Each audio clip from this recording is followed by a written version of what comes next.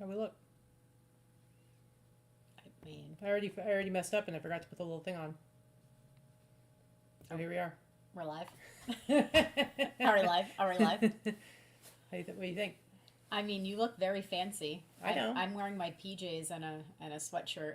I am very fancy head to toe. You're a liar, because you have pajama bottoms on. And Crocs. I think it brings the whole outfit together though, to have the Crocs on the bottom. Sure. What do you think? Yeah. We got some kind of fancy going on here. Happy New Year. Laura says festive AF. Mm-hmm. You know, and so Vicky's drinking. She's actually drinking prosecco, and I said, "What kind of glass do you want? What do you want to drink out of?" And she is really good at being non-committal and refusing to give me an answer, and she's like, "Whatever." And so I was like, "Okay, I guess I get to pick." So what are you drinking out of? I'm drinking out of a vintage Pizza Hut ET glass. That's right. That's wicked, right. Wicked fancy. I am wicked fancy today. I know. The same shirt I was wearing yesterday, Jen. So as Katy is dressed up like we're going to, I don't know, the circus. She's like dressed like we're going to the circus. I'm wearing the same sweatshirt I wore yesterday and pajama bottoms. So, you know. I'm literally wearing some sweats or some joggers from Sam's Club and Crocs. I just have my dress up tie and jacket. Oh, I'm going to take the jacket off because it's a bit much. It's a bit much. Well, I'm just going to get a little warm. But I almost forgot to get my drink out because I'm not going to drink for seconds. I mean, I had half a sip of yeah, the champagne. I'm not exactly drunk yet, Jen, but give it time. It could happen. What's up, Julie? Hello, everyone. We'll give it some time for people to pop in. I think we've got about 30 people watching so far. We literally have nothing planned for the show because no, nothing. That's how It's just we're gonna just talk to you and chit chat and answer any questions. This is like an AMA. Ask me anything. No Pants Friday. We're bringing it back. Yeah, you guys can answer or ask us any questions. We'll answer them. Mm-hmm. Yep, Jenny. There is a Nagel print in back of me in my office.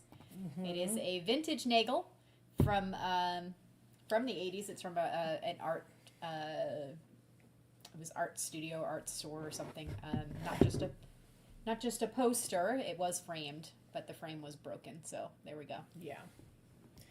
Anyway, welcome to the show. It is 7 p.m. here in Vegas. Mm-hmm. Although there already are fireworks going off because that totally makes sense. Because it's Vegas. They treat it basically as the 4th of July here. I don't know how it is where you guys are, but here it's always popping off.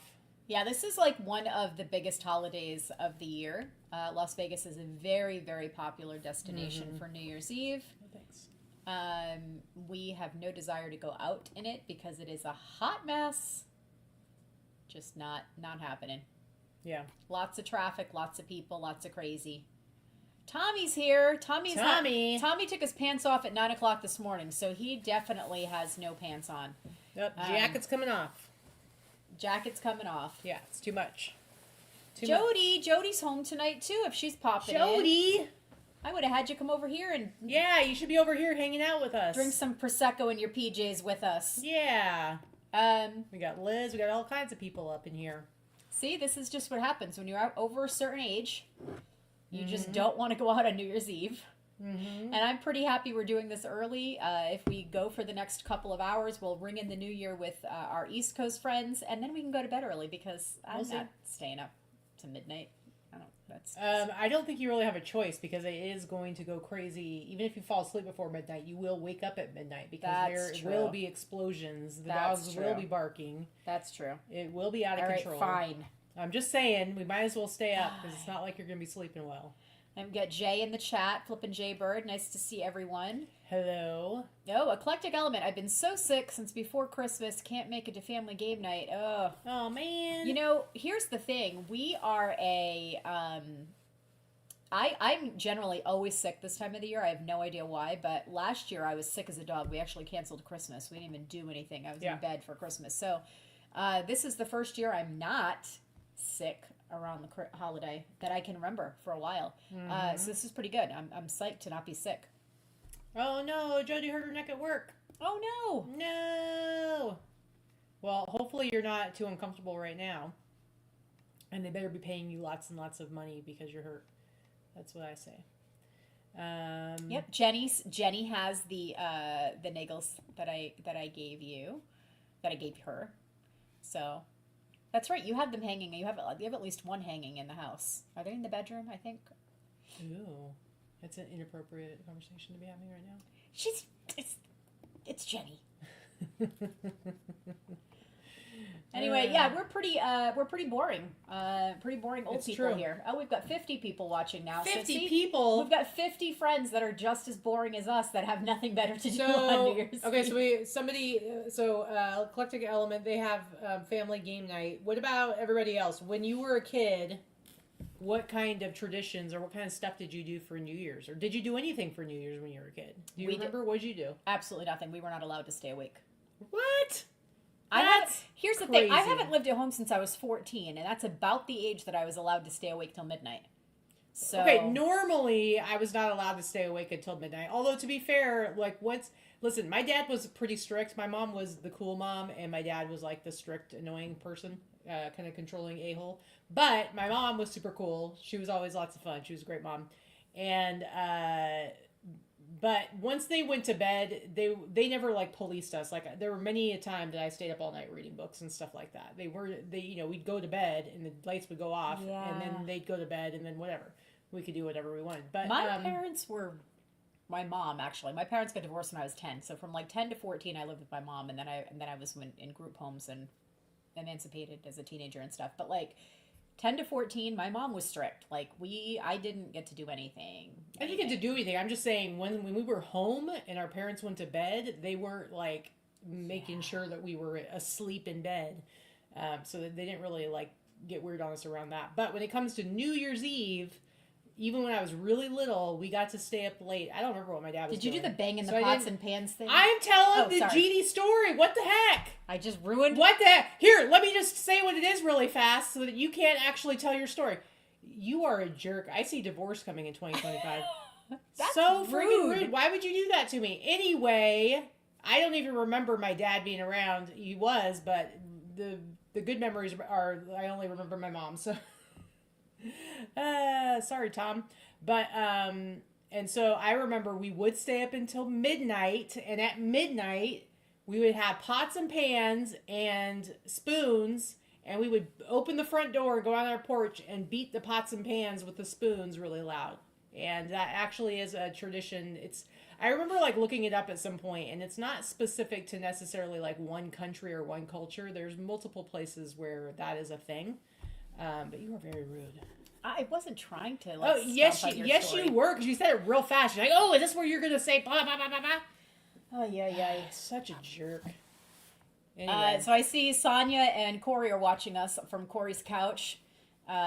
Sonia posted in the chat. Oh, I see her. So hello, and Jen isn't it? Jen Lee and Jen in the chat. Everybody. Jen Newman, we haven't seen you in the chat in a very long time. So it's nice to see you, my friend. Yeah, we're just hanging out. We're gonna answer questions. It's kind of like an AMA thing, and answer questions or hey Shelly, whatever. If anybody wants to chit chat about anything, we're trying to keep it lighthearted. It has not been a fun week for sure, but we're getting there. It's been kind of a lame year in general. I think it's been a rough year for a lot of people, and you know what sucks is I feel like I've been saying that.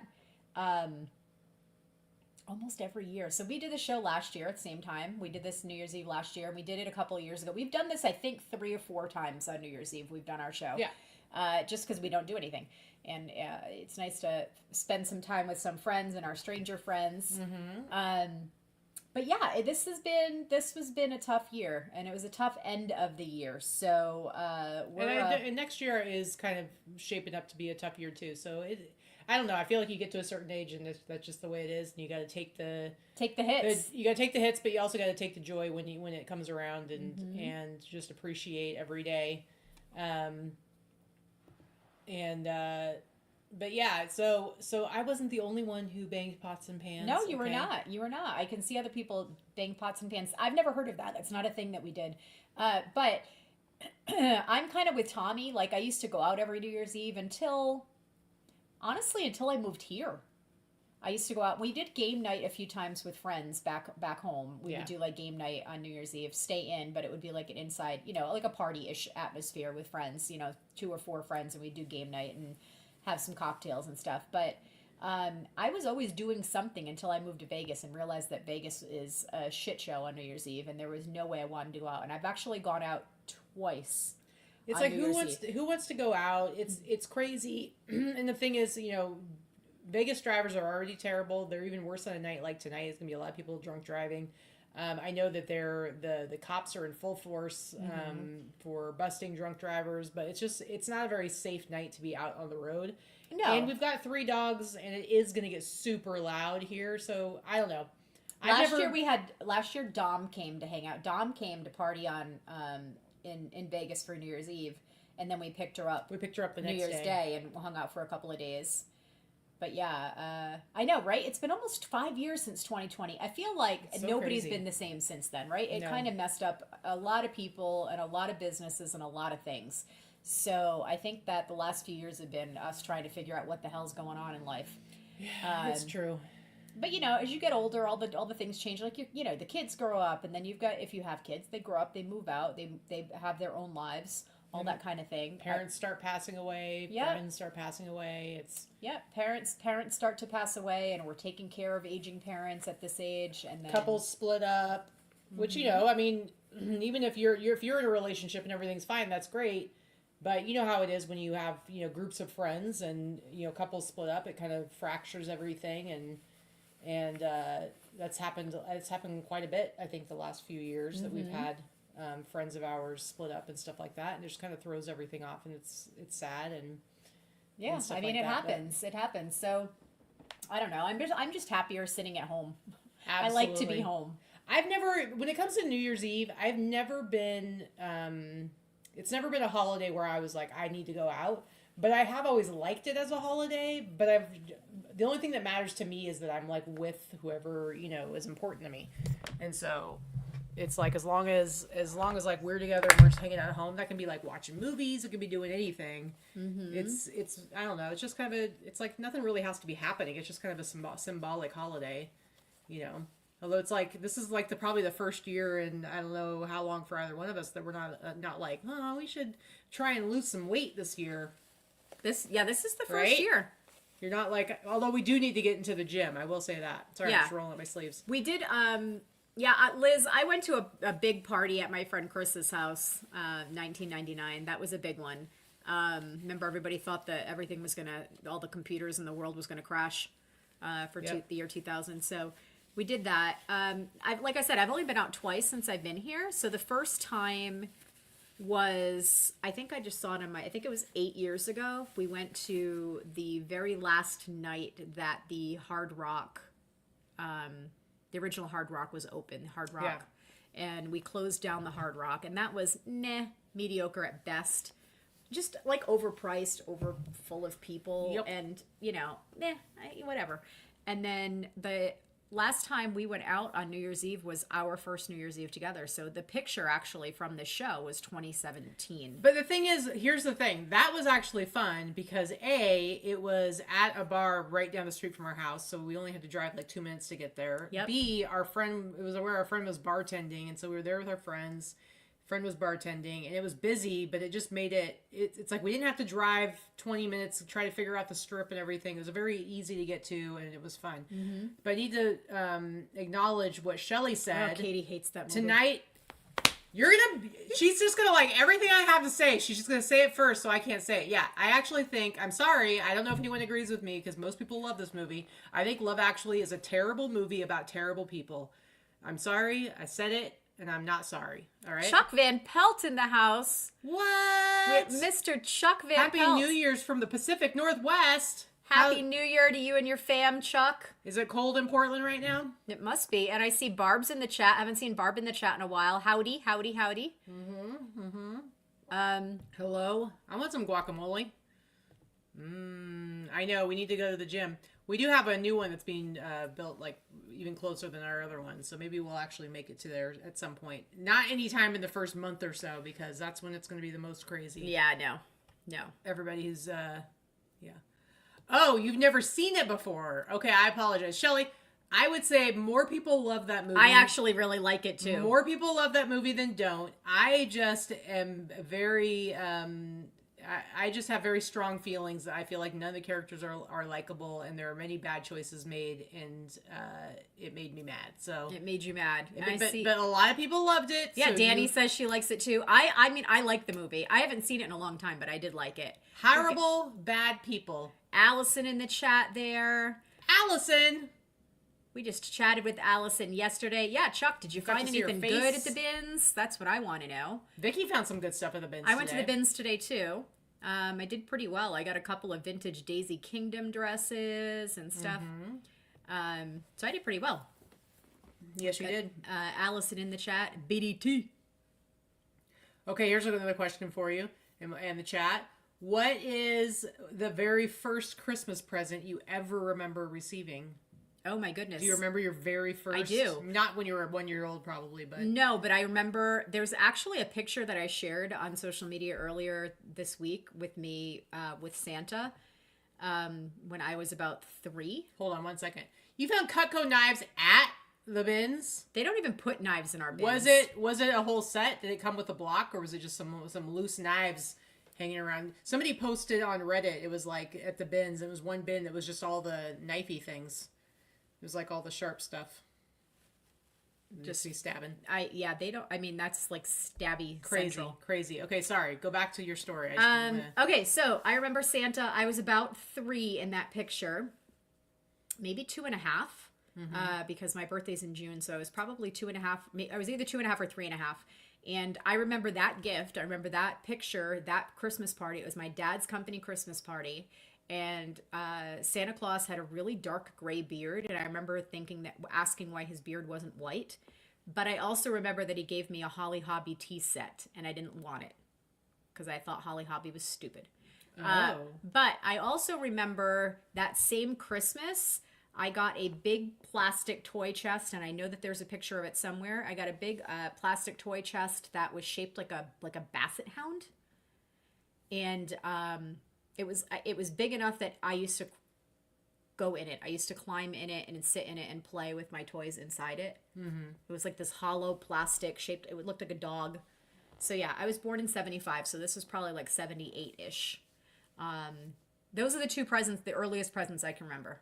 My earliest present that I can remember is it was when the Cabbage Patch craze was happening, and I was really young, so I wasn't I hadn't really had an opportunity to be introduced to boy toys yet, and I don't remember being very excited that I got a Cabbage Patch doll. But the reason I remember it so much is my mom, we didn't have the money to go buy the actual Cabbage Patch dolls, so my mom had you could just buy the head. Oh yeah, the fake heads, and they'd make the Well, it wasn't fake, it was a real Cabbage Patch doll head. Well, they looked like Cabbage Patch dolls. They weren't Cabbage Patch dolls. You can still find them. You're a liar. Everybody that Don't ruin my childhood. Okay, anyway, sorry I was poor. I didn't care about the doll, but I know after the fact, I know that my mom had gotten the heads and she made the bodies, and I remember that she couldn't figure out how to sew a butt crack, so they just had a heart on their butts. But my dad custom made a crib for each of us. And so the reason I remember that Christmas so well, I probably was maybe 2.5, 3 years old. But because my dad let me help him make the cribs. And so I was just this little kid holding pieces of wood. I didn't know what I was doing. I didn't know what it was. I was a little kid. So it was very fun, though, getting to help him do that. And I remember him, he used or maybe my mom probably did it, what do you call it when you etch into something? She put the names of the dolls in the cribs. Burned it in. I mean, I don't know what it's called, but I know what you're talking about. Anyway, she did that. So I remember getting that 1 year. Jody says she got a Barbie Corvette Power Wheels. Is anyone surprised? No, nope. We're not. Not at all. Not in the least, actually. If I were to guess what Jody's favorite toy was when she was little, I would probably have guessed that. Jen is having a pretty awesome Sunday night, drinking Starbucks cold brew and watching Fast Times at Ridgemont High. I would be up until Tuesday if I decided to drink a Starbucks cold brew at night. Fast Times at Ridgemont High is a fantastic movie. That is a movie that has a very small role for Nicholas Coppola. Nicolas Cage. He was not Nick Cage at that time. He was Nicholas Coppola. And he was not Nick Cage until he did Valley Girl. That was the first movie that he had, that one. But there is a very infamous scene in the swimming pool in that movie that most boys that were of a certain age remember, Phoebe and myself. Phoebe Cates. Myself and all the boys. Yourself remember. and all the boys. I mean, not when it came out. I was still a little kid. I was going to say it was before you knew anything. But I watched it when I was older, and I was like, hello, Phoebe Cates. I think I like you. Just saying. Funny. Let's see. Anybody else remember? So what was your favorite gift when you were a kid? I think my favorite gift when I was a kid was the gift I got from my dad when I was 10. And it was a purple Walkman. And it was my first, own stereo radio type thing. I got a purple Walkman, and I got the Madonna Like a Virgin cassette and the Bruce Springsteen Born in the USA cassette with that. So that was 1985. Nice. I do remember getting my first Walkman, except it was the fake Walkman. It was just some crappy Walkman, but whatever. It still was. Yeah, I don't think it was a Walkman. It was purple. It was probably like realistic or something. Mine was like some little black. Like the Radio Shack cheap Yeah. version. But I remember I got that, and this is when we were in Grants Pass. My grandparents, one set of grandparents lived down in Grants Pass, and I loved Christmases there because we have a really big family, and so it was just really fun to be around tons of family. And I remember I got a little, this is probably, I don't know, what year did, somebody look up for me what year Belinda Carlisle Heaven on Earth came out? Because it would have been that year. Because I got, 87, you don't have to look it 88. up. They're good. We have them to look it up for us. Okay. Get off your phone. We're enjoying a holiday together with our family here. Family holiday. Anyway, I got the little fake knockoff Walkman and Belinda Carlisle Heaven on Earth, or Heaven is a Place on Earth, and I remember having my little headphones on and turning it up probably way too loud, and that was probably when I first fell in love with like the whole like having headphones on, and like when you have the music up way too loud and it feels like it's inside your head and it's like your whole existence is music at that point. I loved it. 90 or 91. Well, you're not very good at Googling if you don't know if it's 90 or 91, Shelly. You're fired. She's fired from the Googling. Atari 2500. Heaven is a place on earth. My other grandpa had an Atari. Wasn't it like a 2600, 25? Was it 2500? Anyway, I remember playing the Atari, and that was super fun. But my dad was really terrible. 87-ish? You guys, how hard is it to Google the dang thing? That's what I said, 87. I want to know the actual year. Google will tell you. Anyway, I've told Vicky's heard the story way too many times, so you're going to shut your yap. Well, you missed Allison already referred to it in the chat earlier, so clearly your friend Allison knows you well too. Go back up. What did she say? Right there. Oh, no, I wasn't going to talk about the Rainbow Bright doll. That was, thanks a lot, Allison. I still have a lot of pain from that. Bringing up trauma. I thought actually it was somewhat traumatic because I had already before that point gotten things you like. You don't need to yell. Yes, I do. I'm talking to the audience, not you. Before that time, I already had gotten some cool boy presents in past years, and so I was really expecting to get a super cool Transformer. And lo and behold, my dad got me a Rainbow Bright doll, probably to butch me up or de-butch me, to de-butch me. And then I got Minnie Mouse pajamas, and it was a very, very sad year. It was horrific. The No, whole year was horrific. So I figured out when I was like 13 that the only way I was going to get what I want is if I only said one, if I spent probably a good 9 months. I started in probably March, and every Sunday, you get the paper, and the Sunday paper would have, it'd have the funnies, it'd have all the comics in it, but then it would also have the ads. And so every Sunday I'd take the ads out and I'd circle the Super Nintendo and I'd give it to my dad so he could see it every Sunday. I'm not even lying. Every single Sunday for 9 months. So that by the time Christmas You came played around, the long game. because he literally could not. It was almost like Christmas Story with a Red Ryder BB gun. It's like, if that's the only thing you talk about for months, I mean, what parent is going to get something different, right? It's true. That's true. And to be honest, we weren't that poor when I was a kid. It was more like my dad never wanted to No, spend your dad money. was cheap. You were not He poor. never wanted There to was a spend money difference. on anything. So You owned a home. I will say that's you were why fine. my family's my dad and my mom were very financially stable, and you know he probably made the right choices throughout life. But I wanted that Super Nintendo, and I got it, and it was great. So yeah, 1987. So I would have been probably 8 years old when I got the tape. Anyway, Everybody, a lot of Light Bright the talk. Light Bright was fun. I loved Light Bright. Yeah, back when it held light bulbs and it used to get really hot and you could burn your hands on it. Mm-hmm. That was when it was good. Now when it's safe, meh, frig it. Yeah, yeah. 87, the year that Allison started university. And I think Vicky was a senior in college at that point. Didn't you guys meet on campus when you were a freshman and she was a senior? I'm pretty sure.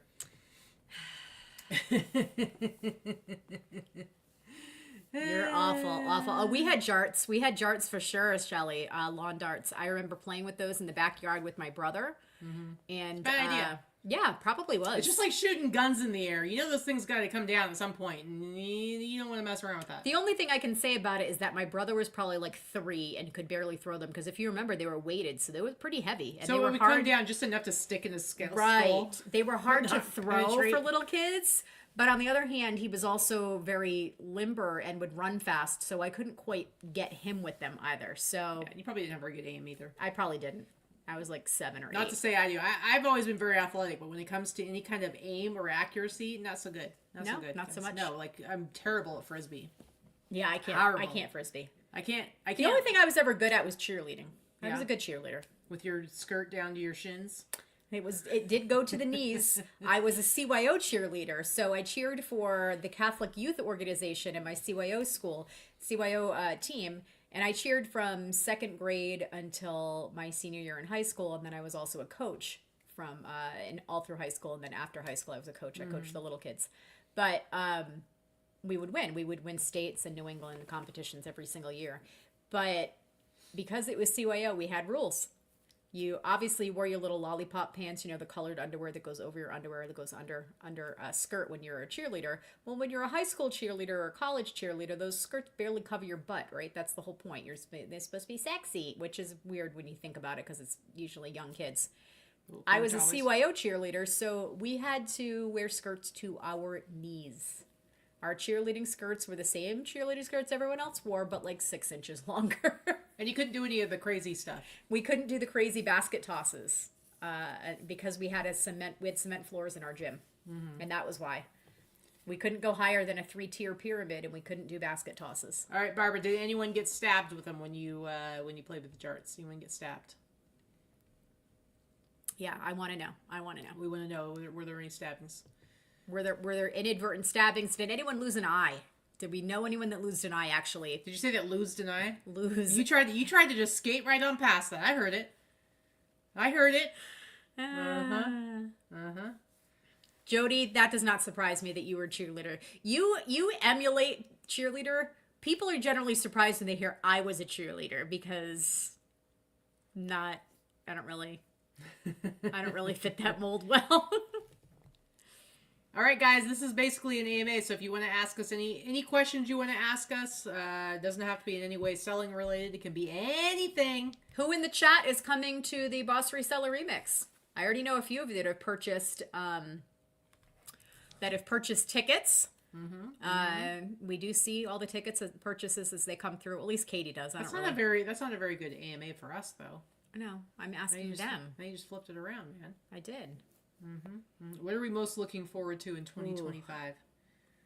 Well, so far, the remix, actually. That's the one thing I'm looking forward to. I'm also looking forward to, I'm actually going to be 50 next year. And then you'll be able to say, I'm 50, and I can kick. And yeah, I'm going to be doing that for like 6 months. That's probably what I'm looking forward to the most between the Boss Reseller Remix and my 50th birthday, which is in June. I don't know why I'm looking forward to 50. I don't really know, but whatever. I am. Yeah. I'm happy.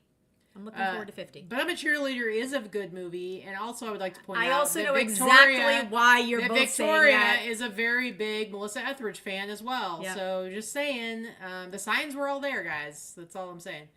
I like that movie. Christine turns 50 in March. Yeah, we're it. We are old ladies now. Ladies of a certain age. All right. So what I'm looking forward to in 2025. Maria, you're going to be 50 as well this year? I'm actually looking forward to your 50th as well. I think that's going to be fun. Liz is going to be 50 in 5 days. In 5 days? Whoa. Yes, do you not pay attention? Liz is one of our dear I'm friends. on a show with other people that don't know any of this, so this is my reacting. This is part of the show, okay? Oh, okay. Anyway, I'm looking forward to... Now, you write notes? Who you write notes for? Myself, actually. So that you can get her a present? I'm reminding myself to mail her gift. Because I did not mail it yet. You mean the gift that I bought for her? You didn't even know it was her birthday. I did know it was her birthday. Come on. Anyway, what am I looking forward to most in 2025? I could almost be Jody's mama. I am looking forward to building my business more. I was having a great time this year up until we hit fourth quarter. And then it all went downhill from there, but I was feeling pretty good about it. But I am looking forward to continuing on with that. Doing a little more traveling, maybe staying home a little bit more this time around. Well, I did just lose our companion pass. So part of why we've traveled so much in the last 3 years is because we had the companion pass through Southwest. I used my Southwest business card for everything, and it would get free flights. Because use your points for flights, and Katie would fly with me for free. So it's a lot easier to pick up and take off when you don't have to pay for flights. And we've been doing that for the last 3 years. I did not spend enough money this year. So no companion pass this year. Yeah. I know. What happened to fourth quarter? Fourth quarter shit the bed, Chuck. I don't know what to tell you. Well, Chuck, so I don't know how your fourth quarter was, but for me this year, so I made a lot of changes to my business last year, especially at the end of 2023. I went to doing the 10 listings every single day, 7 days a week. You know, I would bank listings, so I wasn't necessarily listing every day, but I was very consistent. I probably missed maybe 10 days total the whole year. So just very consistent. Like the first 6 months, I didn't miss a single day. And I saw that in my sales, and my sales kept slowly, gradually growing. And I had a great summer. Like my summer, I didn't grow through the summer, but I held steady. Like I held really steady at like between $6,000 and $7,000 a month on just eBay. I mean, I'm on 5 other platforms, but eBay is my number one. And to maintain that through the summer was a really big deal for me, because usually I would dip down, but because I was maintaining my listing and keeping going. So I was like really excited about hitting fourth quarter. And then I actually ended up dropping it steadily through all of fourth quarter. Like even though I continued to do it for the most part. I mean, we did have some. My sales are down overall 25% this year from last year. And then they were down 30% last year from the prior year. So that is not the case for me. I did hit, with 3.5 months left in the year, I hit my eBay numbers for the entirety of last year. So that's why I was like really excited. I'm like, what am I going to do? Am I going to blow those numbers out of the water? And then you are not. I kind of fizzled out at the end, but I definitely beat my numbers for last year as far as my business goes. I did not have, I had the absolute worst Q4 I've ever had in 25 plus years. My Q4 was worse than the summer, and I didn't miss any days of listing. So I don't really know. eBay's gone through a lot of changes in the last couple of years, at least for me. And while it is still my biggest platform, I could not live off of my eBay income alone.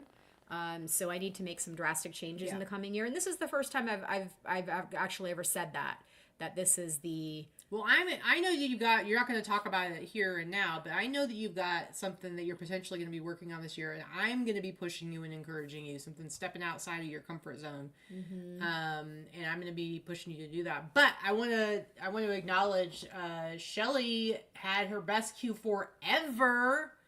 Hit her goal of $12,000 in sales and 300 orders in Q4. That's awesome for a part-timer. Which is, yeah, you guys, for those of you who don't know, Shelly works for eBay.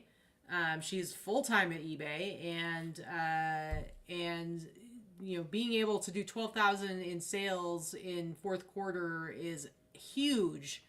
because she is, you know, a lot, most eBay workers are encouraged to at least try selling on eBay, but not all of them or many of them are actual like serious sellers. Well, the two that are in our Shelly chat and Chuck are two that actually are sellers. I'm pretty sure that Chuck kicked my ass this Q4. I'm Chuck, sure. Chuck is 100%. a great seller and does really well. So, it's been Chuck is a beast on eBay as a seller and as a person that works there. I would say the biggest thing for me as far as my increase in sales is just that consistency. I always in the past, I never had like a work ethic issue. I never had like a death pile issue. But whenever I would get stuff, I would just list it as fast as possible. And so I would go through periods where I would have a bunch listed and then I would have days where I wasn't listing because I was busy prepping the next round or doing something else. And so by getting into that 10 listings every single day, 7 days a week, and that means I never do 15 listings in a day. If I list 15 things, 5 of them are going in my draft bank. So I never go over 10. And so just keeping that consistency throughout the whole year made a huge difference. But also the year before, I've been steadily working on bringing my prices down and also doing a lot more low price stuff. I'm not, gone are the days when I could charge crazy amounts for vintage tees. And so it's more the market about, has changed. I had to change my outlook and go from high prices to volume. But I would say the consistency has been the biggest thing.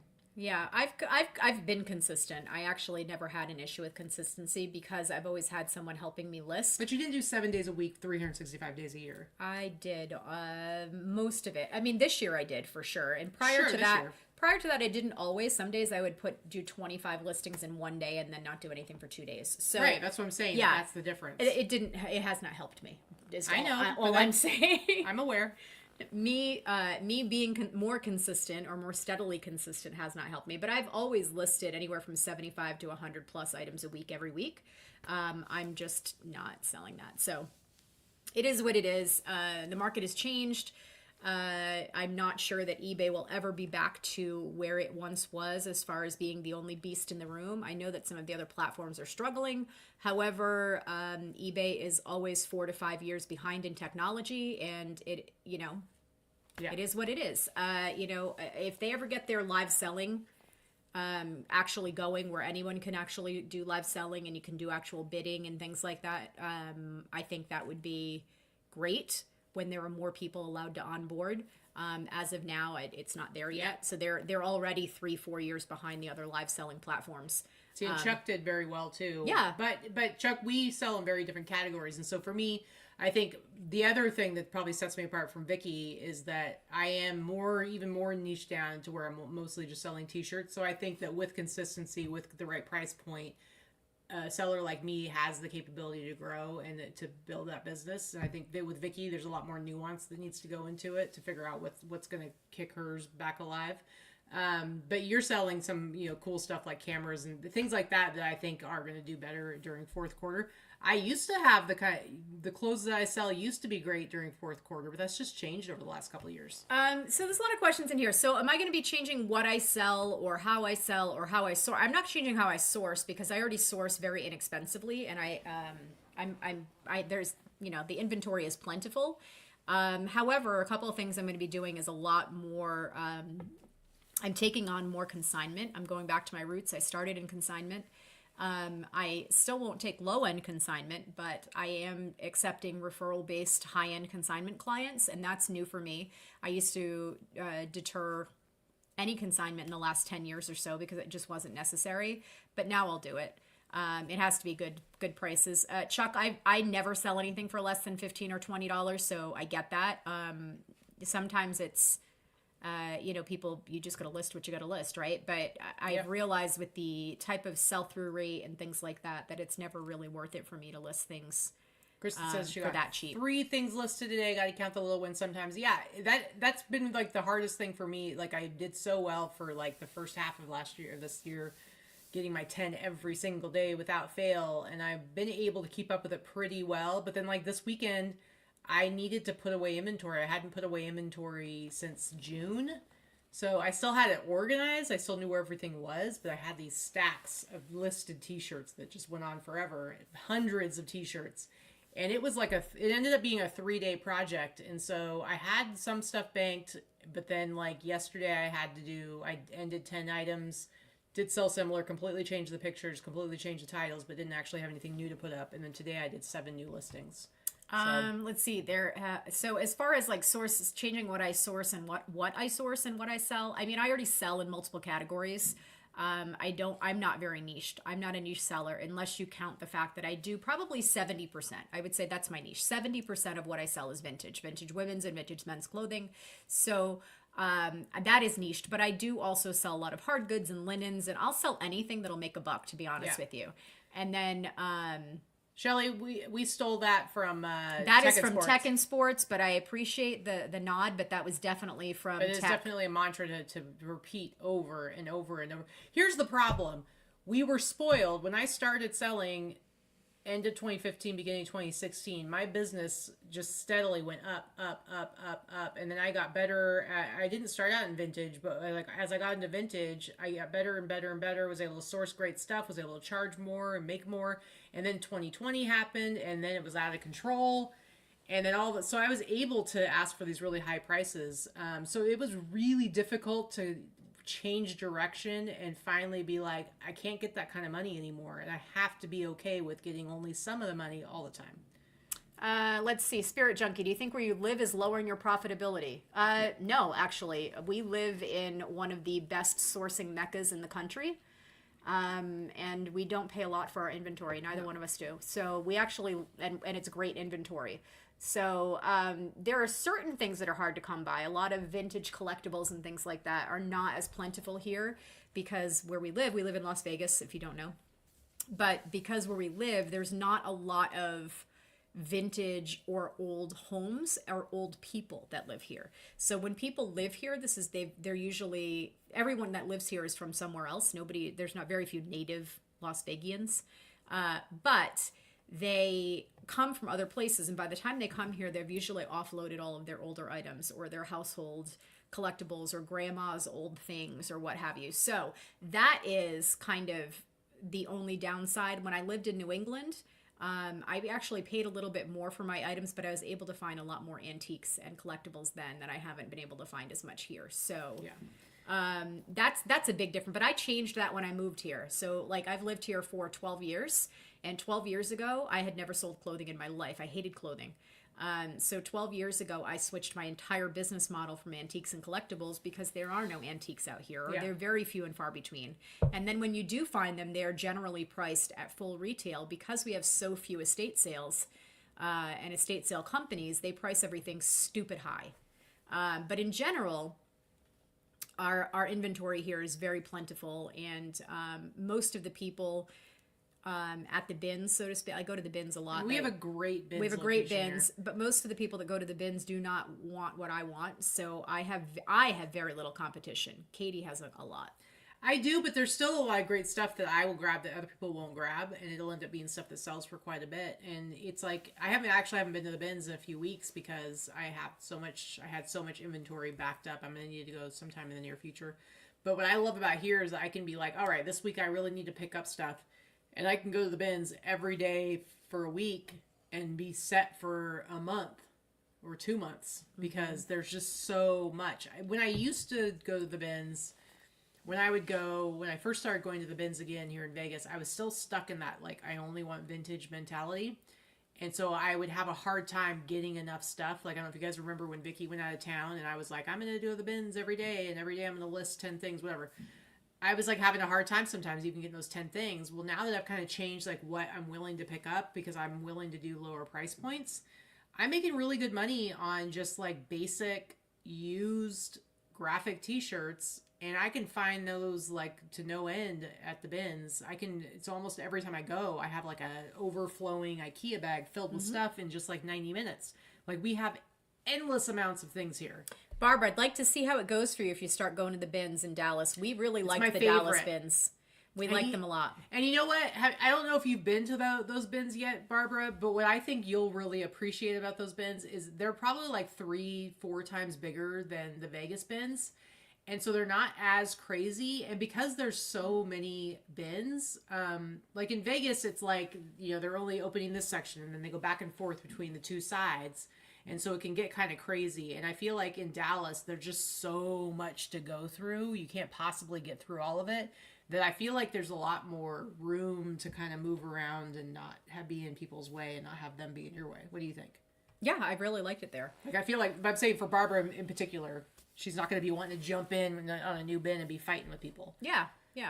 Linda Dean says, here in Cali, you have estate sales galore. I agree. Every time I'm in California, I love to go to the estate sales. You have amazing estate sales. We have crap for estate sales here. There's maybe 2 to 5 every weekend. And I mean the whole weekend. Yeah. And there's maybe 5 different estate sale companies here. And considering the amount of residents in this area, the fact that there's 2 to 5 in the whole valley, and I'm talking Henderson, Las Vegas, North Las Vegas, every weekend is pathetic. And a lot of them, like at least 50% of them, are held in like the Sun City Anthem area, which is where all the elderly people live, and it's just complete garbage. And you think if it's an old person's estate sale, it's a good one. That's not the case. These retirees have nothing but crap. So I'm not a big fan of our estate sales here. The Texas bins are fantastic. Yeah, Kristen, make a point to go to the Dallas ones. It's so good, and the people are really nice. They were really, really super nice. Let's see here. Wait, hold on. Is this our bins? I did not see that, but I would probably have stabbed them. Okay, I'm gonna put this out there into the universe. I have been wanting to find a vintage 50s, 60s aluminum palm tree, not palm, P-A-L-M, palm, P-O-M, palm Christmas tree for at least a dozen years. Yes, I know I can go on eBay and buy one. I'm not spending $500. I want to find one in the wild on my own. And I have never found one in all of my years of sourcing and thrifting, in the 20 years at least that I've been doing this. I've never found one, and I want one. Now, I'm not saying find me one and give it to me, to any of you, okay, although I would accept it if you did, because I would expect you to sell it for $500 if you found one. But I want to find one. I have never found one in the wild.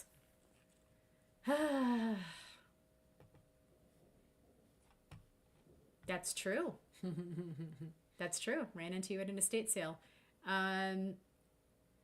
No, I have not been to the Nellis outlet store. Danny, when I first moved here, I used to go to the Nellis auction every week, and I would source the auction when they actually had in-person auction, and you could buy table lots, and they actually ran an auction in the right way. And then they changed everything to online, and they would have you bid in person and online. And every time I would try to bid online, someone in person, they would outbid me, but they wouldn't really outbid me, and it pissed me off too much. They were shady, is what I'm saying. I stopped doing business with them.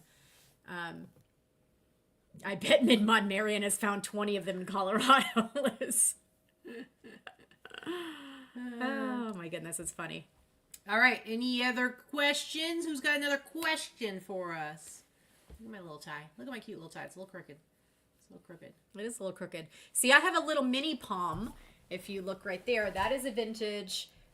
Katie bought that for me. It was dead stock, and it's just a little 2-foot tree, maybe a 1-foot tree. It's just a little baby. It's a baby, and it's original, and that's, but I want a full... Even that was like $50. I think it was like 100. I think you paid 100 maybe, for it. I don't remember. I think I want I want a 6-foot one with all the pieces. So, yeah, I want to get... If I get one, Kelly, I'm definitely going to get the light for it. For sure. Yeah, it's at the antique mall, but I don't... Yeah. I prefer white lights. Well, you've seen my house, Jody, and you'll see it again in another week and a half. But we have... All of our trees have all white lights. I do all white lights on every tree. And I love them. I love white lights. But if I were to do a palm tree, it would be colored lights. I would do the color wheel, not lights, because those trees are not made for you to put lights on them. They're... A blue feather tree. Oh, that would be pretty, I bet. That's fancy. Looked very peacockish. Mm-hmm. Very fancy. Let's see. Yeah, see, even 300s too. That's not that's not finding it in the wild, though. I need to source it somewhere. I need to find it at the bins or at a thrift store or at somebody's garage sale. or an estate sale for like $20, you know. You need to start going to more estate sales and garage sales. Probably. You need to, not here. Here's what I think you should do for 2025. I think you should put together a yard sailing, estate sailing club. Yeah. Because I have zero interest in going. She hates going with me. I don't like going, and Jody will go with me. Yeah, but you should start doing that on the regular, like do a weekly, like maybe every Friday or something like that, every Friday morning or Thursday morning, put together, have like a standing day when you do it, and whoever can join that day, and you go and do it. That's true. Because you don't like doing it alone, and I don't particularly like doing it because I would rather be working my own business, and that's not how I source, and so it just doesn't really work very well. Mm-hmm. But yes, the real holy grail is that purple aluminum tree. Oh my goodness, we all watched that auction online. See, Jody is down for the... Barb wants to find a Friday garage sale buddy in Dallas. Yeah, you totally should. You totally should. Oh, and look, Robin popped in. Happy New Year from Joe and I. Dreamy-eyed Joe and Robin. I miss you guys. We do need to come up to Portland. When we go to visit Katie's family, and they'll probably do that at some point this year, we'll reach out to you, Chuck. The problem is the last couple of times I've gone home to visit by myself, and I just hang out with my sister, and she's down more by Salem. And so we haven't done the whole Portland thing, because when I go by myself, it's a little bit easier just because I'm like literally sleeping on my sister's couch, and I don't need a car. When Vicky comes, it automatically makes it a lot more expensive. I'm apparently high maintenance because I can't sleep on the couch with the cats. No, they don't. I'm allergic to cats. They don't have cats inside, but they don't have a spare bedroom because they have 500 kids, and I would not make her sleep on the couch, and so we have to rent a car, and we have to get a hotel room, and we got to have a dog sitter. So it's easier for me to pop home for a couple of days. Mm-hmm, mm-hmm. But we do love some Portland time. We do. She does. I did introduce her to the magic of Portland eating because we've got some great flippin' food in Portland. I did live in Portland for 10 years. That's true. Oh, okay. So Danica's got the questions. She's coming up with it. She must have gotten a book. She's got the questions going. Remember when Teresa used to read them from a book and put them in the chat? I feel like Danica. All right. What will be the biggest trends? Click on that one. What will be the biggest trends or challenges for resellers in 2025, and how can we prepare to stay ahead of the curve? Well, funny you should say that. That is actually one of our sessions at the Reseller Remix is going to be the biggest trends and spotting trends for 2025. It will be around fashion, but I think it's Sammy Davis. She's the one that's going to be running that. She's going to be doing that presentation. But I love it because it's like you can do a presentation about trends, current trends, but what does that matter if 3 months from now it's all different? So she's going to be talking about how you can spot those trends coming on the horizon. So as far as the biggest trend, the challenges are going to remain the same. The challenges are going to remain the same as far as buyers having far more diverse options to purchase and to buy things online, which takes away from the core buyers on eBay because they are going elsewhere. They are going to Poshmark, to TikTok shops, to Shopify, to Instagram, to all of that. So the trends that are coming is get yourself a TikTok shop. If you don't have one now, you need to get one. I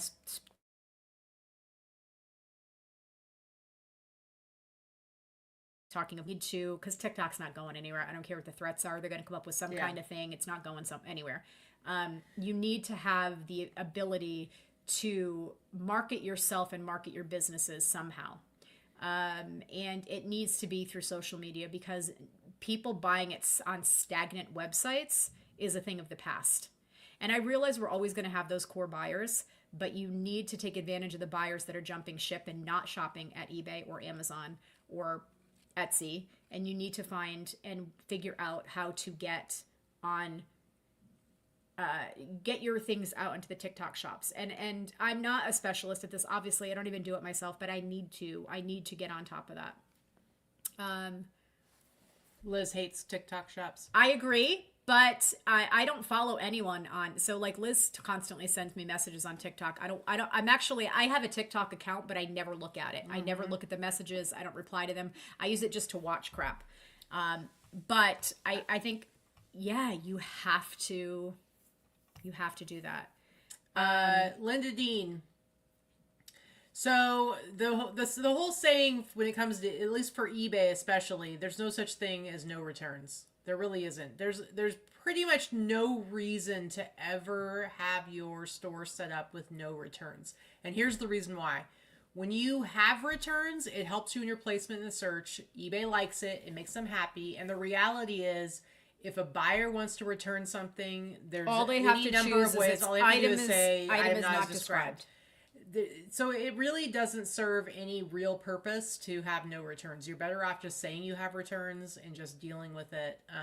You can do buyer paid returns, and nobody's saying you have to suck it up. I don't pay for buyers. I do free returns, but I sell men's t-shirts. I mean, come on. Men don't return anything. I think I got maybe 10 returns the entire year. So yeah, I get 3 to 5 a month. But I make them pay for their returns. So yeah. Yeah, they have. You're right, Liz. People do make money on TikTok for pushing certain products, and they do. There are some people that make money, selling their own products too, if they're able to do that. But, I think for me, I think that's what the trend is going to continue to be: live selling and social selling. And I'm resistant to it, and I have been resistant to it. I've tried a little bit here and there, but I think, in-person pop-ups, if you are a fashion seller, is important. Get involved in some of the pop-ups that are in person and close to where you live, and figure out how they go. Yeah, figure out what the whole scene is in whatever city you live in. Figure out the scene, see what's selling, and if what you sell falls under those categories, get on it. Renting space for $25 or $50 or $100, depending on where it is and what it is going to behoove you. You're going to sell your items for less money than you would online, but you will sell them faster, and you're selling, cash, money in hand. You're not taking photos and listing things and putting measurements.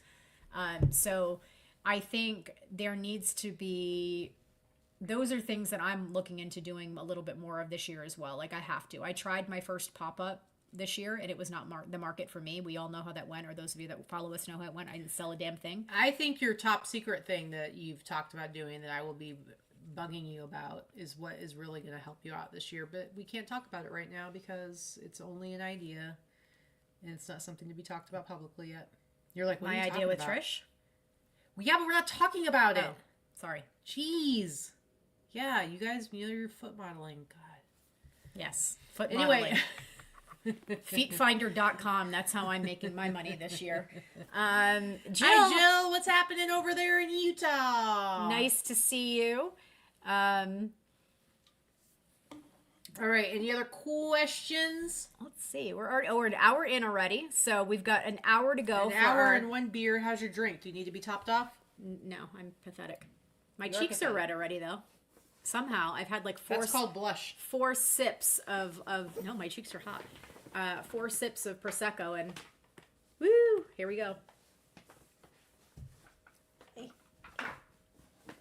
Hold on. It's funny because I've been trying out, we're doing tirzepatide for the weight loss this year, and all it did was take me down the rabbit hole into like looking at different peptides, because there's peptides for everything. Like there's thousands of peptides, and they basically just are signals to different parts of your body to tell it to do different things, whether it's insulin or like the GLP-1s, like the one that we're on.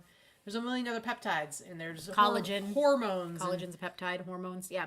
Different hormones and stuff like that. And so I've fallen down that rabbit hole because I'm a nerd, and anytime I'm into something, I get way into it and over-research it. It's the tism. And so, yeah, I got oxytocin, the hug drug, where it's also used, I think, for women who are about to give birth and to induce labor. But that's at higher doses. That's Pitocin, not oxytocin. No, oxytocin. I promise you, oxytocin. They use oxytocin. If at higher doses, it basically... It induces labor, yes. It's called Pitocin. I know, but it is oxytocin. All right. Don't argue with me. Come on. Okay. I'm not misspeaking. I promise you, it is oxytocin. Anyway, so I recently got some oxytocin and have been trying it the last few days. Just, you do it at like very, very tiny amounts just to see what it does. And one of the things it does is it like within 5 minutes of you inject it subcutaneously. within like 5 minutes, it's like my face feels hot. And I've read like other people who do it, like you feel like this flush. And it's so weird because it's literally within 5 minutes, all of a sudden your face just goes super hot. And you're like, oh, that's so weird. Did you inject the oxytocin today? Yeah, that's what I said. Oh. That was my whole point. Not. Yes, Katie's giving birth. No, I'm not giving birth. It's very small, very tiny, like microdoses. But I'm just trying it out, see how it goes. Anyway, but like, seriously, super hot. All right, any other questions? Oh, I had a sale, a whopping $24. All right, get off your phone. Turn it over. Turn it over. No. Turn it over. No. I'm prepared for menopause. There you go. Seriously. It's very fast, though. It's very interesting. Let's see. Chuck says, love me some peptides. That's right. 2025. 2024 was the beginning of my biohacking. 2025, I'm going to expand on it. That's Katie's plans for 2025. Biohacking. I just find shit for us that we are going to look like we're 30 by the end of 2025, apparently. Yeah, we also just started this week. We started, it's called the Globe Protocol. It's like 3 different peptides together. Vicky doesn't do anything. I just tell her, I just say, drop your pants. I'm shooting you up with something in your butt. That sounds fantastic. It's a Globe Protocol. It's GHKCU, copper peptide. With BBC Nobody cares. Nobody knows what these things mean. There might be 2 people who do care. Why you gotta yuck my yum? Because you use the technical terms and nobody knows I know, what but it means. some people do care. Now she's hitting me under the table, telling me to shut up, you guys. I'm abused. You are abused. Rita, nice to see you in the chat. Scully Star Fashions. Chuck, yeah, I have. Would you call that biohacking? I don't know. I'd call it a biohazard. Maybe it's biohacking. What happens after you eat the food from the bins? Drummer cares. Happy New Year, Kristen. I hope we see you soon. Hopefully, we'll see you at the remix, if not sooner. Yeah, good I night. miss your face. We miss your face. Yeah, I would not be eating anything I got at the bins, Chuck. No. You are a brave soul if you do, because no, thank you. That sounds disgusting. Our bins are filthy. Our bins are pretty filthy. They really are. Lots of broken glass. Lots of gross things. No, thank you. Anyway, I was just saying that a couple days ago we started a new protocol that's 3 different peptides together that is a daily injection. And so hopefully 2025 is going to be us with luscious hair and strong nails and smooth skin, glowing skin. Mm-hmm. Right? Yeah, Shelly, you didn't buy that purse for me either, did you? I don't know. She's got a pack of CBD gummies in her purse that she bought online. Hey, if it was food that I liked and it was like individually wrapped, heck yeah, why not? Moose Munch bars, those are good. Moose Munch is good. Harry and David, come on. That's expensive. Yeah, see, Danica cares. Danica does care. Vicky doesn't allow me to rant about my peptides. You rant about them a lot. It's just because not everybody wants to hear you geek out for 20 minutes about... I did. Okay, it was not 20 minutes. It was like 30 seconds, and you were shutting me up. So rude. All right, any other questions, guys? Come on. What else do you want to hear us rant about? Yeah, I'm blown away by the dumpster divers too. Although I have to say, Danny, most of the ones that do the dumpster diving that actually take food, they're doing it from like grocery stores or restaurants, and I understand that. There's so much food. There's a lot of food waste, and there's a lot of food waste, and there's also a lot of food insecurity, and food is expensive, and we all know the grocery prices aren't coming down, folks. So I get it. I get why people do that for sure.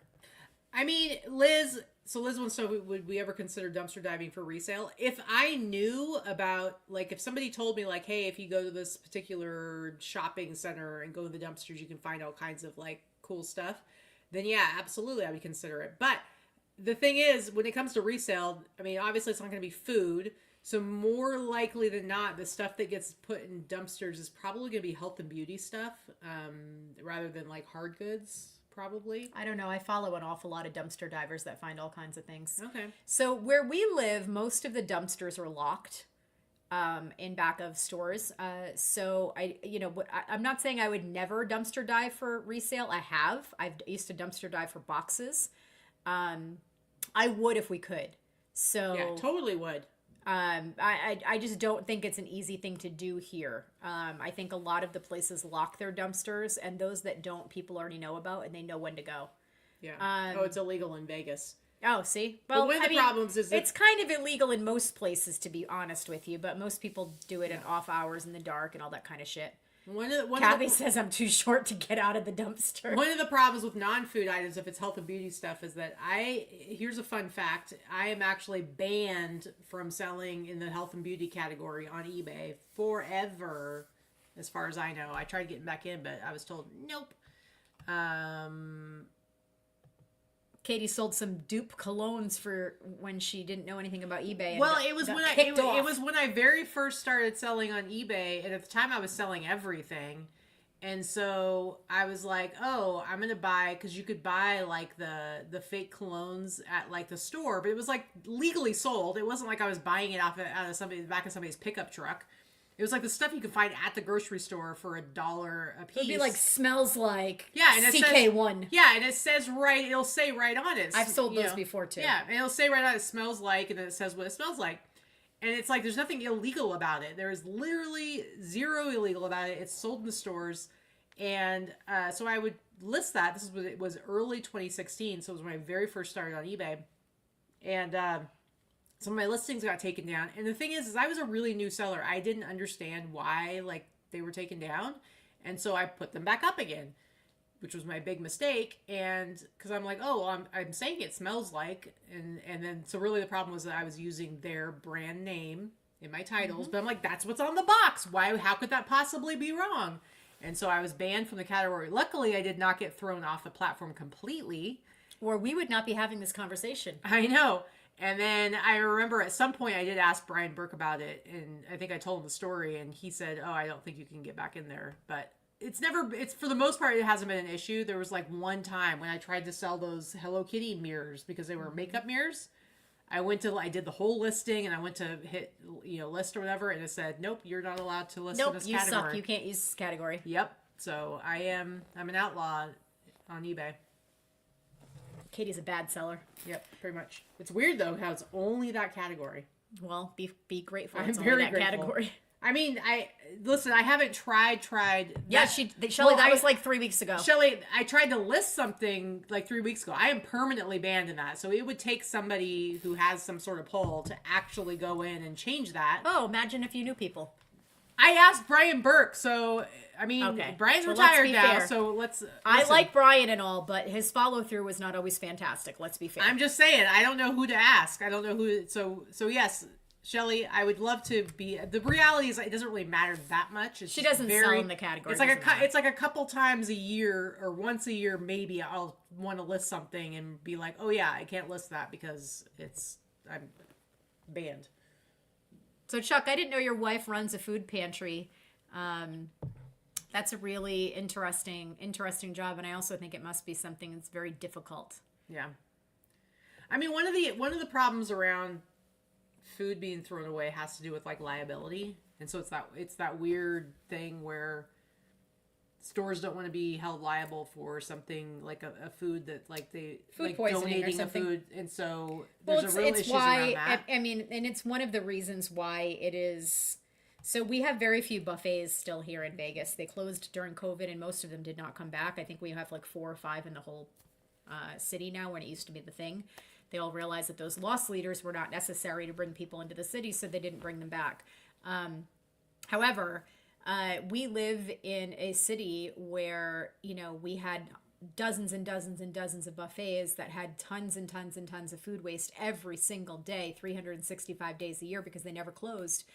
And we could feed the homeless population here very easily on that food, and it does not happen. They actually cannot give it away, and they have contracts with the pig farm that all of the food waste from all of the casinos go to this particular pig farm, which is disgusting to me that they don't use it to feed people that need to be fed. But it usually has something to do with that. So, but yes, it's because of liability. I was gonna say there's this app that, what is this app called? Oh, see, look at that in the chat. Told us that exactly the same thing. She must have been typing at the same time. Yeah. Watched Dirty Jobs about a pig farm that got all the things from Vegas. Yeah, it's pretty. I mean, I've worked and volunteered at shelters and at food banks before and food pantries, and you know, I'm not going to get on my high horse here, but you know, I think we've all been in desperate situation at some point in our lives. I don't know a single person that hasn't been paycheck to paycheck or meal to meal or scraping the bottom of the barrel to feed themselves or to feed their children. I was a single mom for many years. You know, there is nothing worse to me than the fact that there's so much food waste and food insecurity here in this country. Yeah, I agree. There is nothing worse than the fact that, there's not a lot of food. Katya, that's so funny. The Too Good to Go. So this app, you guys should check it out. Our friend Alexis turned me on to this, and it's just now kind of gaining ground in Vegas. But I think some cities have better stuff going on. But it's called Too Good to Go. And basically, like, different restaurants and, like, bakeries and coffee shops and stuff like that, what they do is it's stuff that normally they would throw out at the end of the night, but instead they sell it at a lower price. And so, for instance, there might be a restaurant that has a bunch of sides, and they know, like, let's say every night they always have an excess of these sides, and so they do, like, a mystery bag where for $5 you get 3 of these sides. Like, it's like super discounted pricing, and they have a certain amount that are available each day, and you can go in and you can buy it, and then you just go pick it up, and you're not expected to tip or anything. They already have it prepackaged. There's no expectations for tipping, but you're getting it for much cheaper. Depending on where you're at, like when it very first started here, it was almost entirely just like donut shops and cookies and stuff like that. But you could get like a dozen donuts from like Krispy Kreme for like $5 after like 9 o'clock at night. So it was the stuff at the end of the night that normally they would throw away. You can get it super, super cheap. But there's like some actual food too. Like we got like pizza and like, you know, like you get like a surprise bag for $5.99.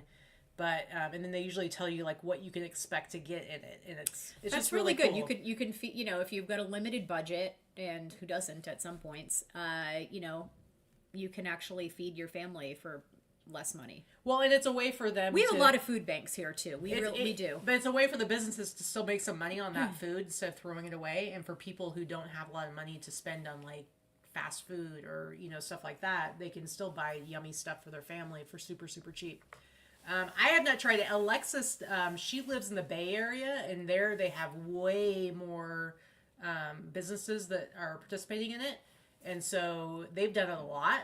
I have not done it here yet. I've noticed the last time I looked in there were a lot more businesses. Originally, it was like Krispy Kreme, like 3 different cookie shops, and Einstein Donuts always, and then like one other place that was like across town. Yeah, but they've added more to it. So.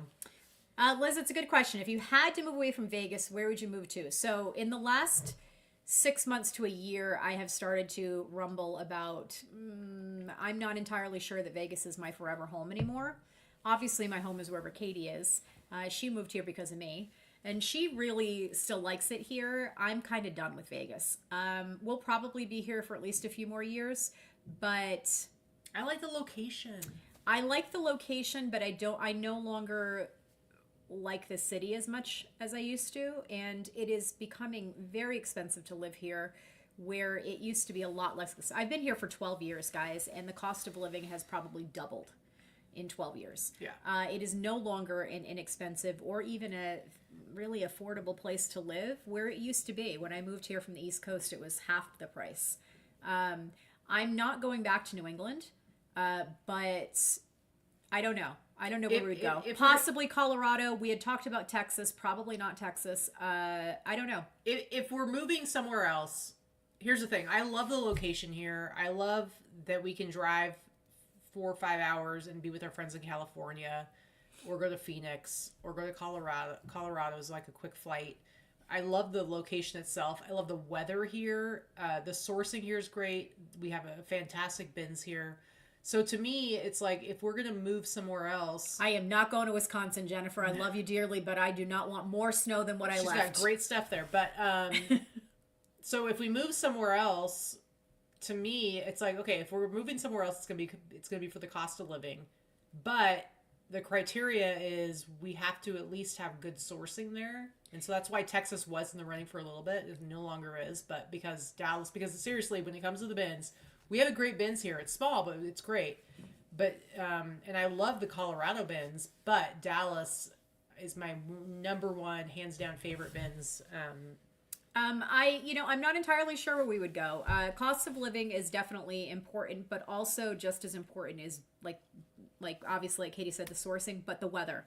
So for me, I can't live somewhere where it's gray and dark and stormy anymore. Yeah. I left that on the East Coast. I can't.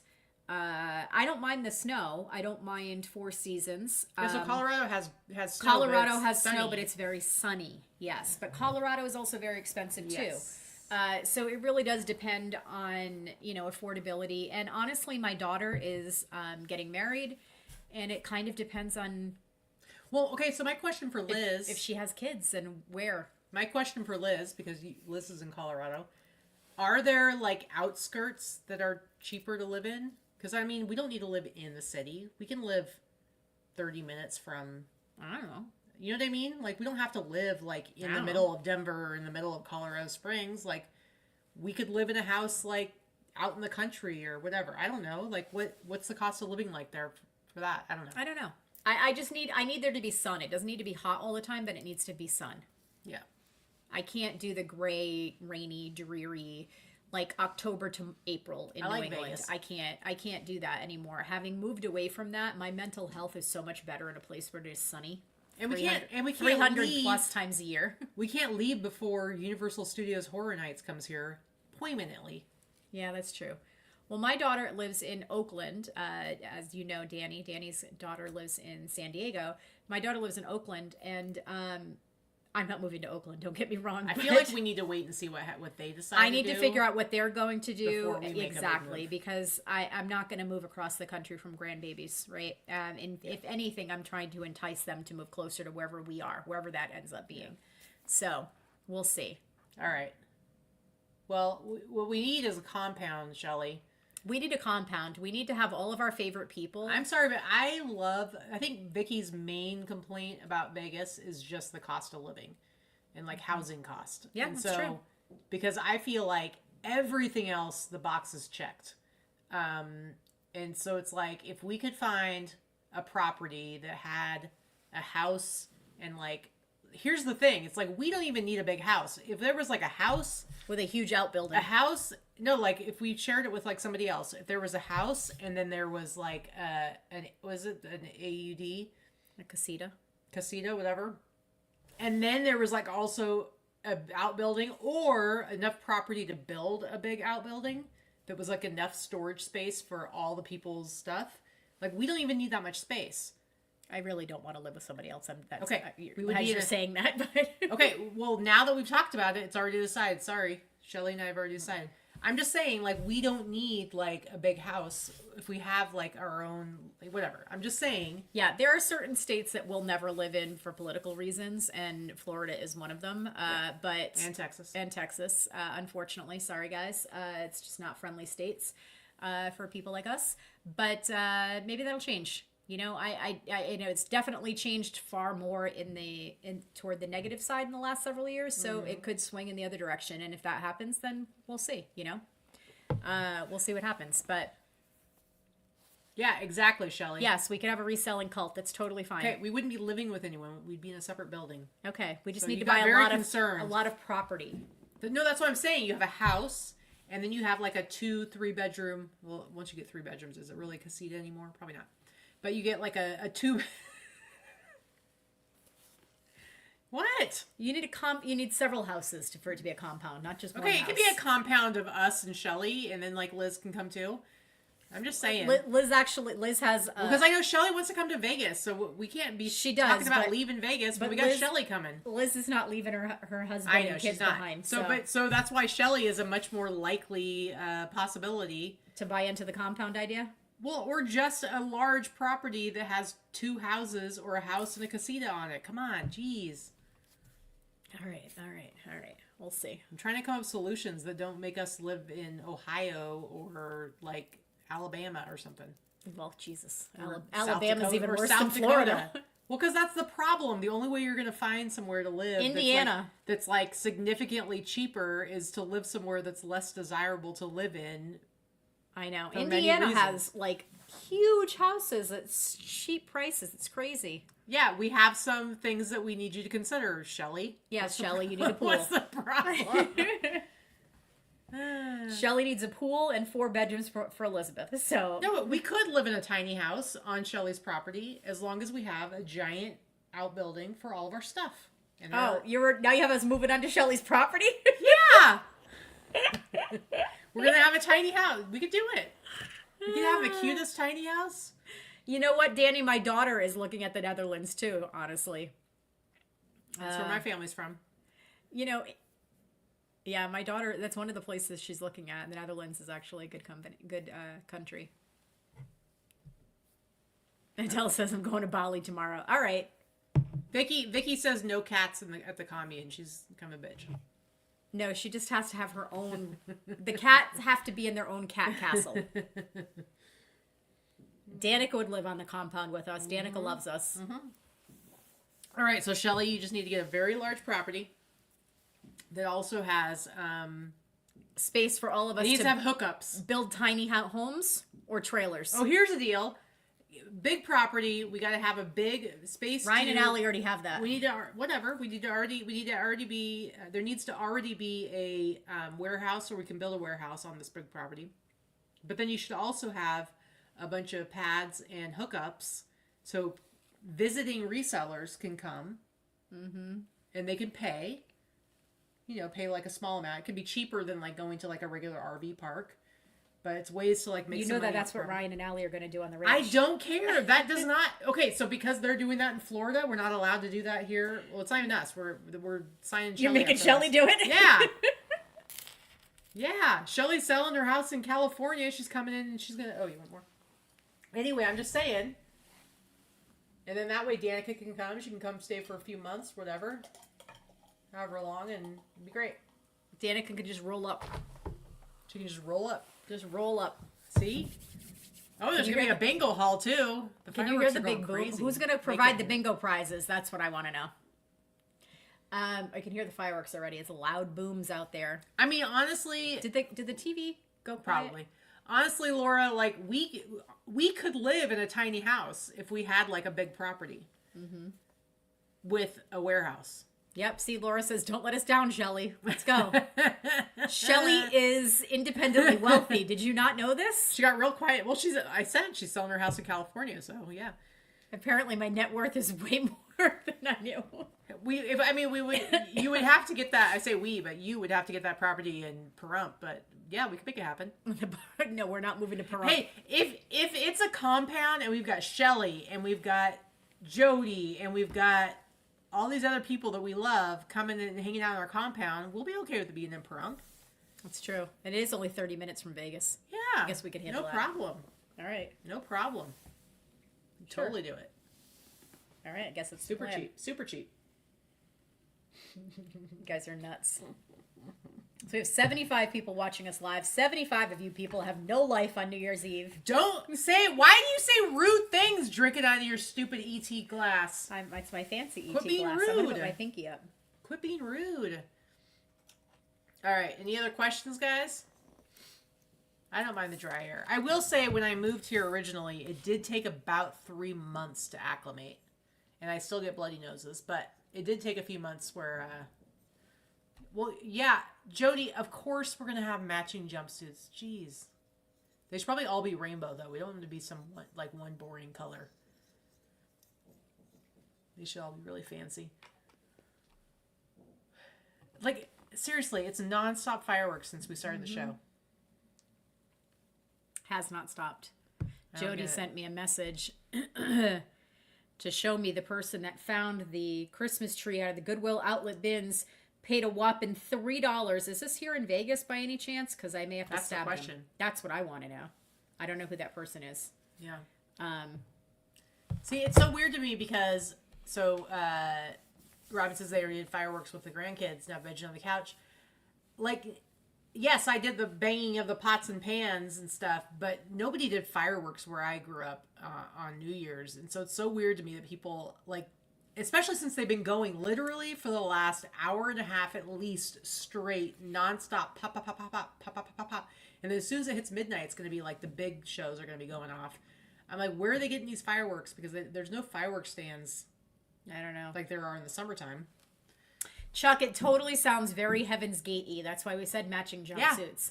Yeah. But we won't be drinking the tainted Kool-Aid. We will drink some, I'll make sure everyone has an ET glass from Pizza Hut and they can drink Prosecco or beer. Yeah, it's true. Yeah, exactly, Liz. That's what I'm saying, is they have to be rainbow because they can't just be like one color. They need to be like colorful and like different. Everyone has to have a bright color. Everyone wears their own bright color. No, I think multiple colors in one. Oh, okay. Mm-hmm. You mean you're going to wear something that's not black? What?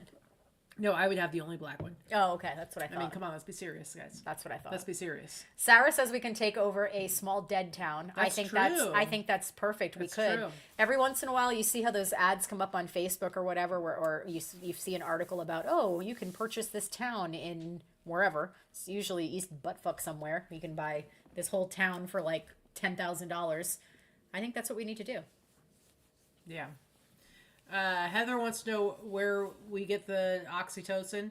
There's just different groups on Discord and Discord where you can find like that do group buys and stuff like that. There's only one particular place, so that buy that I did is already over. But yeah, they do sell fireworks in Pahrump. Linda Dean, they do. Vicky will make sure there's White Claw. I'm not a big fan of White Claw, but I will drink it because I'm not a huge beer or I'm not a huge drinker in general. The only way you are ever going to get a chance to potentially get Vicky drunk and out of control is with mimosas. And it's never going to be at night. So it's always got to be like in the middle of the day, giving her some champagne, bottomless mimosas, and orange juice. That's the only way she ever possibly will lose control and drink too much. You've seen it happen like 3 times in 7 years. And it's always, always, always mimosa brunch. Yeah. I think Tommy ditched us, or he went to sleep. I don't know. So rude. He stopped chatting. So rude. Or take me to New Orleans, right, Sonia? I mean, that's true. That's true. That's true. We went to New Orleans for Corey's birthday. She got a little few crazy. Years ago. She was drinking the. What was it? The Jamaican punch, Jamaican rum. I had the punch. I had 2 punches at that hotel, and then it was pretty strong. And then I had 2 beers, which for a normal person over the whole night, that doesn't sound like a lot. But I will say that I was puking in a public toilet on Bourbon Street. So as I said, I probably have herpetitis at this point because. So, and it was the first time Sonia met you, so for all she knew, you were just some drunk. Right? Yeah. Sonia's like, who is this drunk bitch? And then we were hanging out, because like in New Orleans, it's like everybody's out in the street. It's like a big party. It was pre Mardi Gras. It was like Mardi Gras was just starting. They still had some parades. It's like the week after. No, it was early, Vic. It was early. Mardi Gras was the following week. But it was like the couple days before, so they already had parades happening. And I remember I went into, there's like a little corner bodega, and I went in and I got this like tall boy or 24 ounce like cider that was like 8%, and Vicky was like, give me some of that, and she's like, go, go, go, go, go. Which is never her style.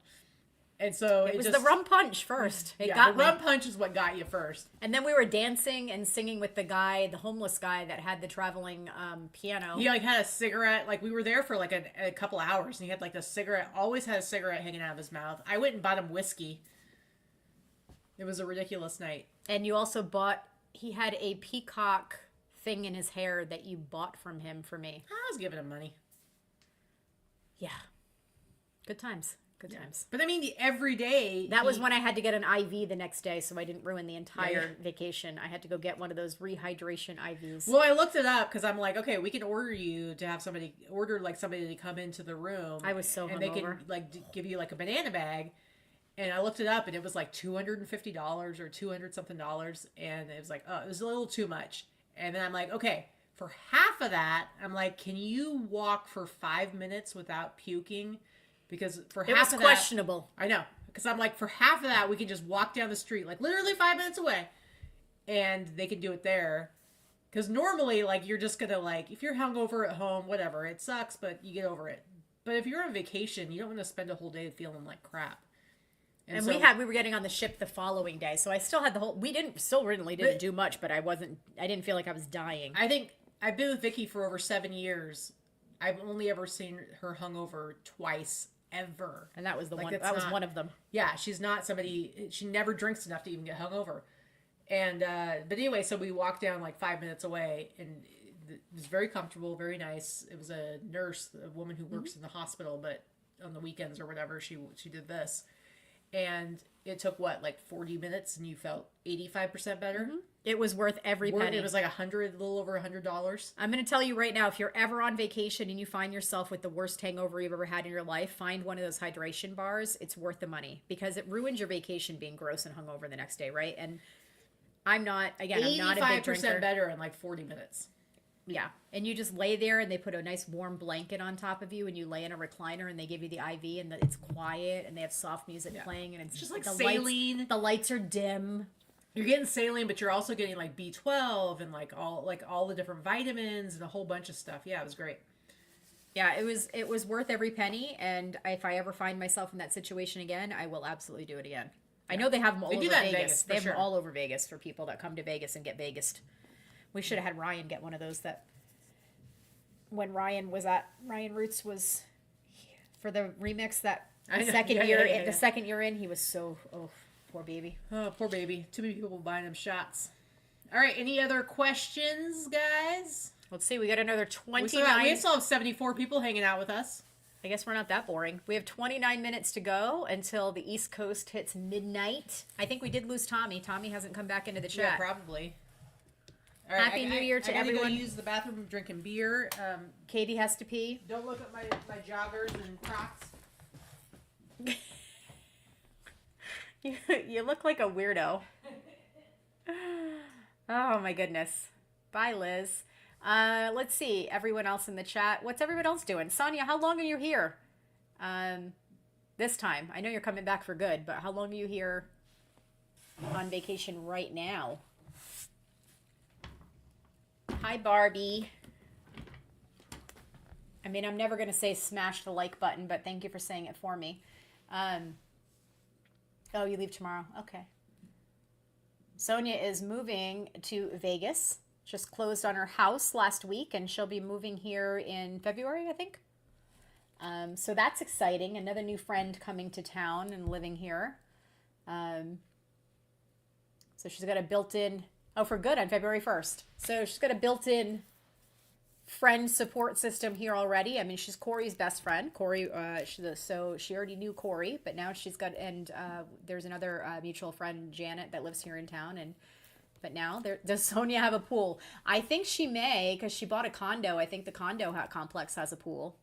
Yeah, we'll see. I don't know. But take the pressure off of me.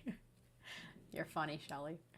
But yeah, it's kind of exciting. I love when people move here. I love when people come and visit here. I do still love to live here. It's just the cost of living's been driving me crazy, and I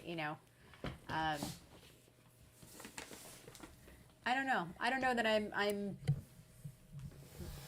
gonna be here forever anymore. Who knows? We'll Favorite see. place you've ever visited? Is that what you're answering? Or no? No, I didn't see that one. Favorite place I've ever visited? Huh. So I've traveled. I don't want to say I've traveled extensively. I have not traveled extensively, but I have traveled quite a bit. I've seen probably 30. I've seen 38 of the 50 states. As well as Puerto Rico. I would say as far as vacationing, my absolute favorite place I've ever vacationed is St. John, the island of St. John. And my other favorite place that I've ever been to is the island of Vieques which is off the coast of the main island of Puerto Rico. It's off the coast from San Juan. It's part of Puerto Rico, but it's a little island. So those are my two favorite vacation destinations I've ever been to. I've done a lot of traveling. Most of my international travel has actually been Southeast Asia, and I love Cambodia. I've been there twice, and I would like to someday take Vicky. Maybe if I could get like some other people to come with us, because I do think that she would enjoy it. I don't know. I've actually never wanted to go to Asia in any place. So I love it. I've been to Cambodia. I've been to Nepal. I've been to Hong Kong. I've been to Seoul, South Korea. Beautiful. I love it. For me, I love going places where it is so outside of like my comfort zone, outside of like any like Western kind of idea of life. And I love it. But Cambodia is my favorite. The people there are very friendly. The majority of them speak English, so it's a lot easier to get around. Like Seoul, South Korea was really cool, but it was very difficult to like navigate sometimes because it was hard to find people who spoke English, which obviously that's my problem. But I loved Cambodia. It was great.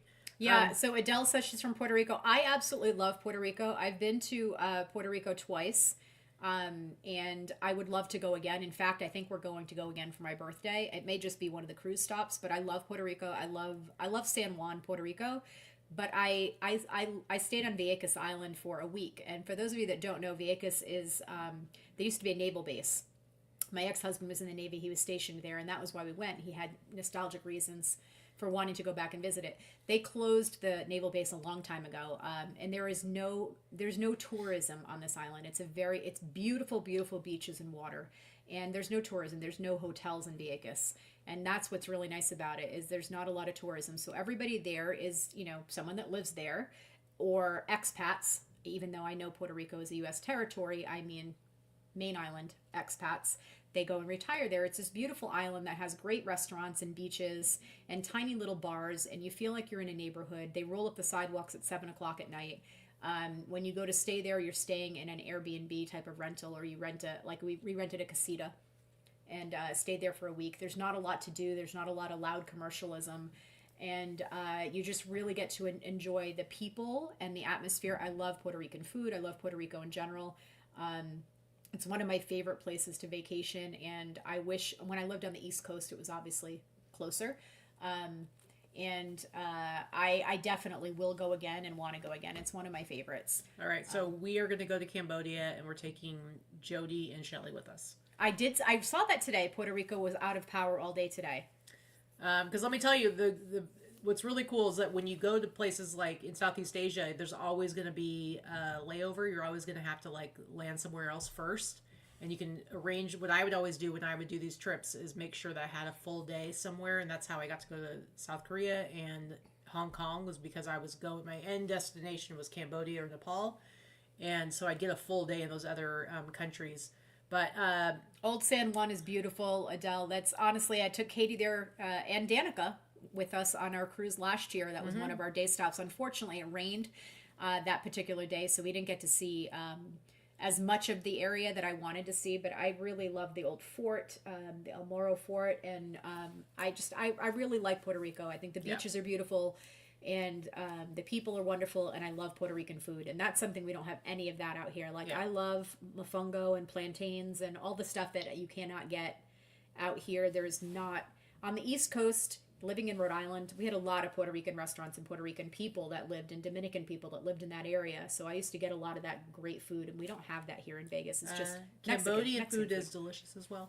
Shelley asked how we feel about Kentucky. Let me say, Kentucky isn't necessarily a terrible idea because they do have great sourcing, but also Kentucky has actually had like a Democratic governor, which, not to get into politics at all, guys, but as a queer couple, we do have to think about that. It doesn't matter. It matters what for the our politics safety. are as far as for our safety and our rights and stuff like that in whatever state we go to.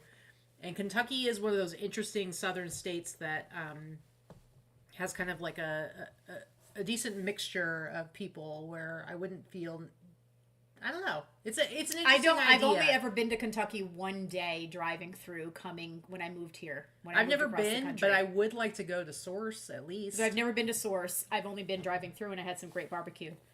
And I remember that the river on the main highway that you're driving through when you're driving across country was very, very brown and muddy. That's all I remember. Hello, Lance. What's up? What's happening? Hey, Lance.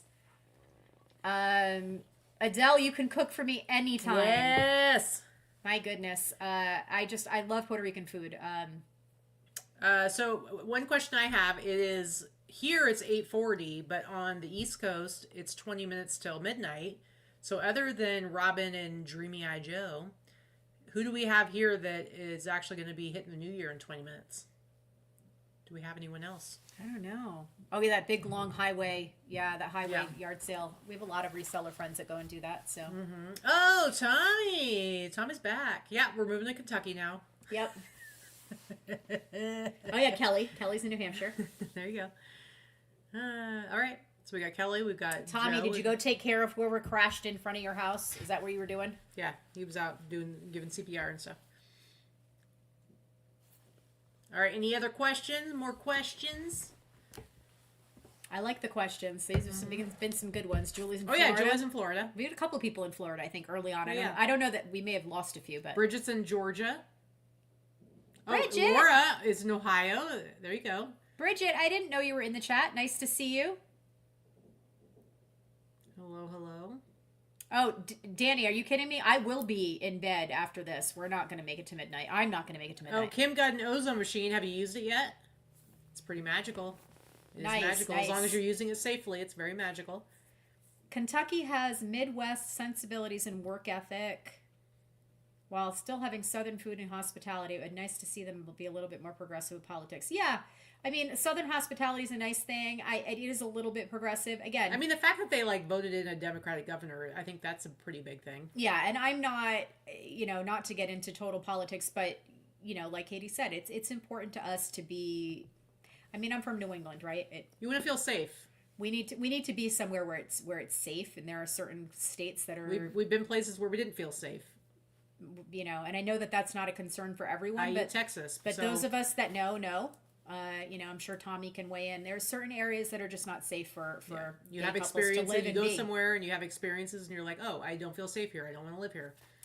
And it's the same thing for people. Certain people of color too. So it's not. I mean, it's not a solitary experience, obviously. But so the ozone machine, yeah, it does really work. You said you got one. Yeah. So we have right behind us, right on the other side of that wall, that opening right there is where our laundry room is. So it's just a tiny little room. Oh yeah, Kenny's on the East Coast. Kenny, nice to see you in the chat, my friend. Kenny, what's happening? Can't wait to see you in March. We know you'll be there. You never missed a reseller event now. It's nice. It'll be nice to see you. So the big thing about using an ozone machine is that you really, it's not good to breathe in. So you really need to make sure you have a space that's enclosed where you're not exposed to it. And so we have the laundry room there. And so what I do is I make sure to close the vent up above, keep the windows closed. And then as soon as I turn it on, I usually turn on a timer, and I do it for 20 minutes or half hour? 30 minutes. And then I close the door really quick, and I put towels down at the bottom so it's not seeping out. Because seriously, the second you smell it, it kind of gives you a headache. And it's right from, it's right near off. The laundry room is right off. I know. I just did this. Yeah. And so I take towels and I stuff it down at the bottom of the door so it can't get out into the living space. And then I wait an hour, so it's been off for a half an hour, and then I basically go and run in, open up the windows, go back out, close it, put the towels back in, and air it out. But it really does make a huge difference. It takes. So I bought a huge lot. I bought out a reseller that was going out of business last year, and everything she had was stored in boxes, and it was from Florida. And everything was sort of damp, and had that musty basement smell, right? And most of it was vintage clothing that I couldn't wash in the washing machine. Yeah. So I had, that was when we bought the ozone machine. It was under $100, and I'm like, I don't know why I didn't have it for longer, but I've now used it a dozen times at least. But it takes out cigarette smell. If you get something that smells heavy like cigarettes that you can't wash. I used it on a fur coat. I've used it on leather. I used it on all 500 pieces of that clothing. I did it in batches because you have to hang it. I hung it on the rack so that there was space in between so that you could the air got to all of the pieces. Okay, hold on a second. So it worked. Hold on a second. You can put it in a large plastic tub and put the lid on. See, I would have been worried it would like melt or like burn up the tub or... That screams fire hazard to me, Chuck. But I guess if you've done it and not burned your house down, I guess it's Well, okay. everyone know that Chuck from eBay has made that suggestion. When I burn my house down, I'm calling you. That's awesome. Also, Laura is still in the chat, and Laura is the one that finally convinced us to get. Yes, she's had one forever. So she's used them forever, and so she can tell you that they absolutely do work for sure. It'll totally burn your house down. Chuck, I hope you're having a cocktail or two, because you make me laugh. For sure. You can see my cheeks are getting progressively redder the more the more prosecco I drink. Well, hurry up, drink more. Then I'll really be in bed. Yeah. So Laura is my 80 baby in the chat. Laura, Laura, are you still hanging out? Franzica. Yeah. Right She says, I even use it in my apartment to get rid of cooking smells. Oh, I hope you use it when you leave the house. That would actually probably be great for... See, we have dogs, so we can't really do that. No, but it would be great when kill the dogs. When you cook, like, bacon. Because, like, I like bacon, but you cook bacon and it's like... Your house smells like it forever. For like 2 or 3 days. Forever. So... But yes, it does absolutely work. So the biggest thing, Kim, is to just make sure that whatever space you're using it in is completely closed off, because you do not want to be breathing in what it's putting out. So Bridget, I didn't know you're from New Jersey. That makes sense. This is why we get along, Bridget. New Jersey, East Coast, same thing. New Jersey, New York, New Jersey, New York, New England. They're all the same. I like Georgia too. We liked Georgia. We spent a few days in Atlanta. Katie's been. I've been there multiple times. She's been a few times for conferences and things like that. But we stayed with our friend Lori Wong. Actually, I think Lori changed. Did she change her name? She just got married. I don't know if she changed her last name or not. We stayed with our friend Lori for 4 or 5 days. Yeah, a couple of years ago, and we had a great time. And we were just mostly in her shop because we were working and volunteering with her with her food pantry and working in her shop. But we did spend one night.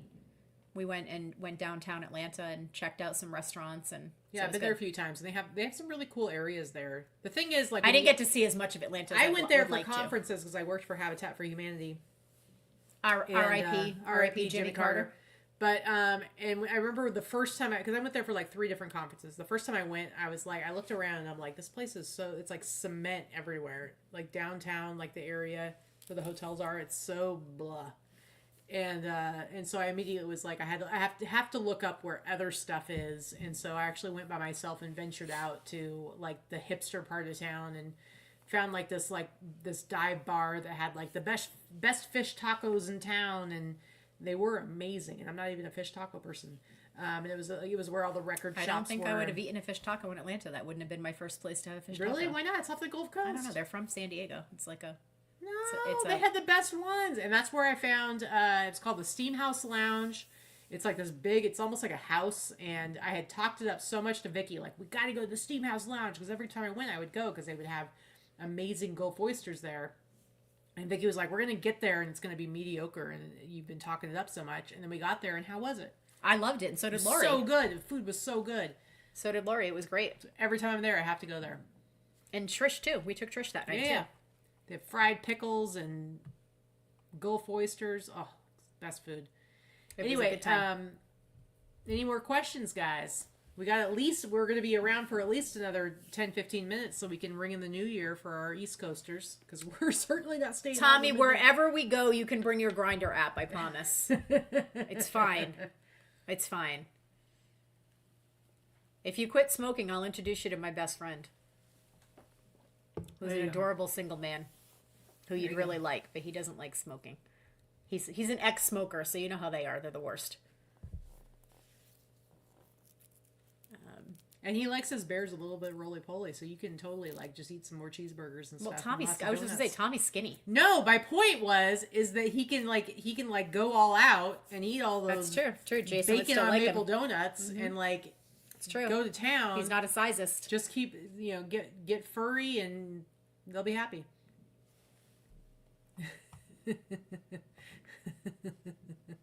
Yeah. My friend Jason is my best friend is he's hot. I'm not gonna lie. He's a really good looking man, and he's super nice, and he's perpetually single because he's so picky. Perpetually single. Someday he'll find his prince. We'll see. All right, guys. We need some more questions. 11 minutes to help set us off on some more rants. 11 minutes. A year ago today, Laura's last cigarette. I'm proud of you, my friend. You have made some enormous changes this year. 2025 is the year of Laura. 2024 was no alcohol, 2024 no was weed. It's impressive. 2024 was you building back up, but 2025 is you are going to take the world by storm, my friend. 100%. Non-stop fireworks out there. Where are they coming from? How many do they have?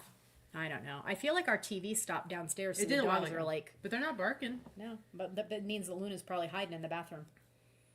My old fat chihuahua does not like fireworks. She's hiding. Yeah. Next question. What's your dream item you hope to find in the wild one day? Well, I think we already heard mine. The palm tree, but what else? The palm tree. I would say another item that is on my bucket list that I have never found is Loropiana. The cashmere high-end Loropiana. I have not found any of that.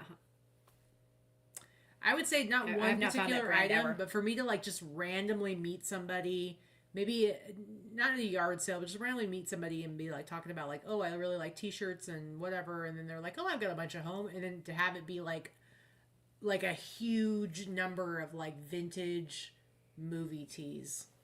Like that's your dream? Yeah. A buyout of a huge like just like a huge like or even just vintage t-shirts in general. But if they were movie ones, it'd be even better, or horror.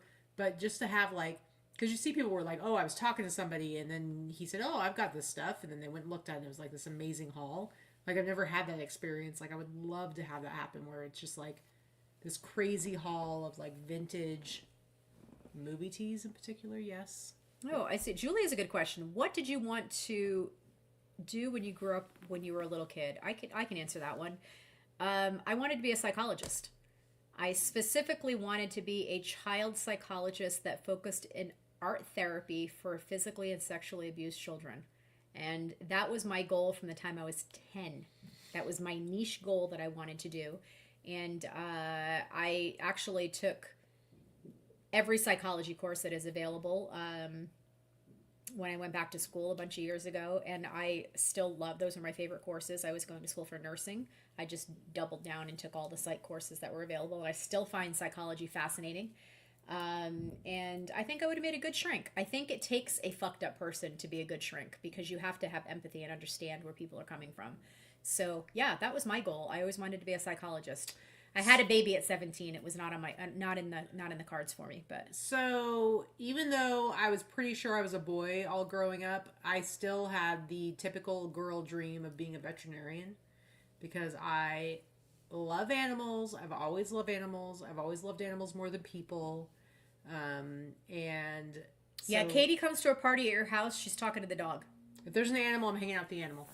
And so, so I remember in 5th grade, we had this project where we had to write about, like, we had to do, I don't remember what it was. We had to do something around, like, our career that we wanted to do, and mine was being a veterinarian. And so I come from a very small town of 2,000 people. Like, my class was, like, 30 kids, 28, 30 kids. And so our veterinarian was, like, right across the street. And because it was, like, a small town, but we were in a farming community, like, you could go in there and there'd be, like, a calf, a baby cow, like, in the cage. You know, he, like, took care of all the animals. And he was this really gruff kind of, he was terrible bedside manner, which I get it, he's a vet. But he was, like, kind of a dick.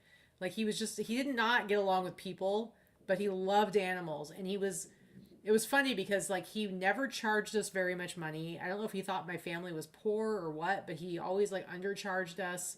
And I used him. Grizz went to him even. He's just like this awesome like small town vet.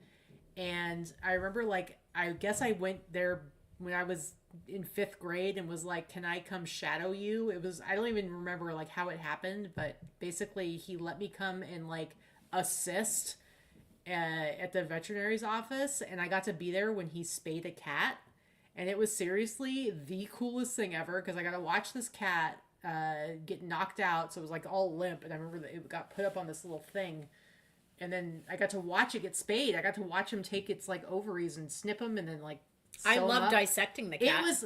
I mean, listen, I'd never liked dissecting in biology. Oh, I thought it was fascinating. But watching like a cat get spayed was like the coolest thing ever. And no, I didn't become a veterinarian, but that was my dream. And it was so cool to have that experience when I was like 12 years old. We named our cats that we dissected because you dissect it in physiology and anatomy. You dissect, a cat, a pig, a calf heart, all that kind of stuff. And we named our cat Smelly Cat, of course.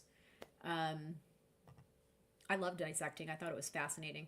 Tommy wants to know, is there a star of any category that you haven't met that you dream of meeting? So I have met almost every rock star or artist on my bucket list that I've ever wanted to meet. I've been very fortunate. I've been able to spend time with a lot of famous people over the years, and very few have disappointed me. But I will say there are two. There are two people. I've even met a former president. There are only 2 people that I have not met that I would really love to meet. Yeah. Do you know who they are? No. Reba McEntire, who I've loved. Who? Reba! Oh, Reba. They said Raven. And I'm like... Okay, Reba McEntire, okay, who I've never met, and I would probably be very starstruck to meet, and Oprah Winfrey. All right. Those are my 2 living people that I would love to meet. I've met plenty of celebrities. When I lived in New York City, one of the things I loved, because I went to grad school there, one of the things I loved there is that you would see them all over the place. And it was just like an unwritten, unspoken rule that you just leave people alone. Because it's not like if you see somebody who's famous in like some random city, it's usually because they're there for an appearance. Well, New York and LA, you would. But they're there for an appearance. Yeah. When you're in New York City, it's like that's where they live. That's their home. You don't bug them, and so you would just casually know them, be kind of freaking out, and be like, "Oh my god!" But you wouldn't approach them. You wouldn't bug them. Right. And I've been friends with some people that have a relatively significant amount of fame, and it's like no big deal. But there's definitely one person that I would love to meet, and I don't even know what I would do if I met them. And who do you think that is? Jennifer Tilly. You would mow me down to try to pick her up and whisk her away. Katie would run me over to meet Jennifer Tilly. I wouldn't, but I would love to meet her. Oh my god. You wouldn't be able to talk. Yeah, see? I don't even know what I would do. Jody knows the answer too. See, it's funny. None of mine are people that I have crushes on. I guess Jennifer Lopez.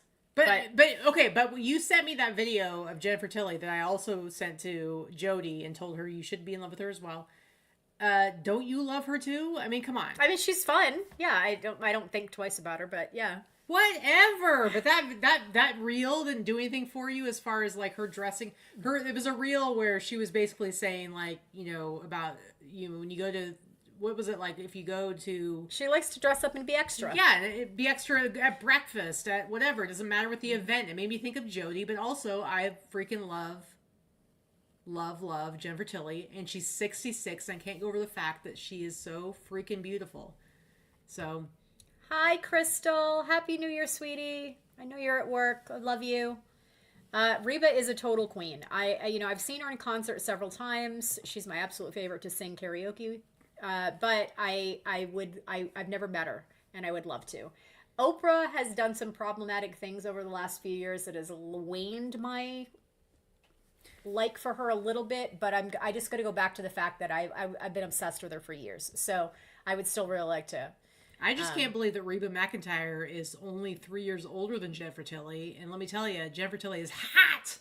Reba has had way too much work done, unfortunately. She's ruined her face. But that's neither here nor there. She still has one of the best voices, and I just love her. I don't care for her acting, honestly. I think all of her sitcoms are stupid, but I really like her as a singer, and I've always really liked her. But I've met almost every singer, country star that you can think of that I've ever wanted to meet. I've never really been obsessed with actors and actresses, so there's not a lot of them. Yeah. I actually... Jody, did I ever show you the picture of me with Nick Cage? I did. I wouldn't say I met him. I met him at here in Vegas at an award ceremony that his son was playing at. And I have a picture of me trying to get a selfie with him in the background. And he's glaring into the camera. I'll have to show that to you sometime. It's funny. Oh, she saw it. Okay, yeah, it's so funny. It's stupid because he was clearly did not want me to take pictures of it. All right, we're down to 8, 7, 6, 5, 4, 3, 2, 1.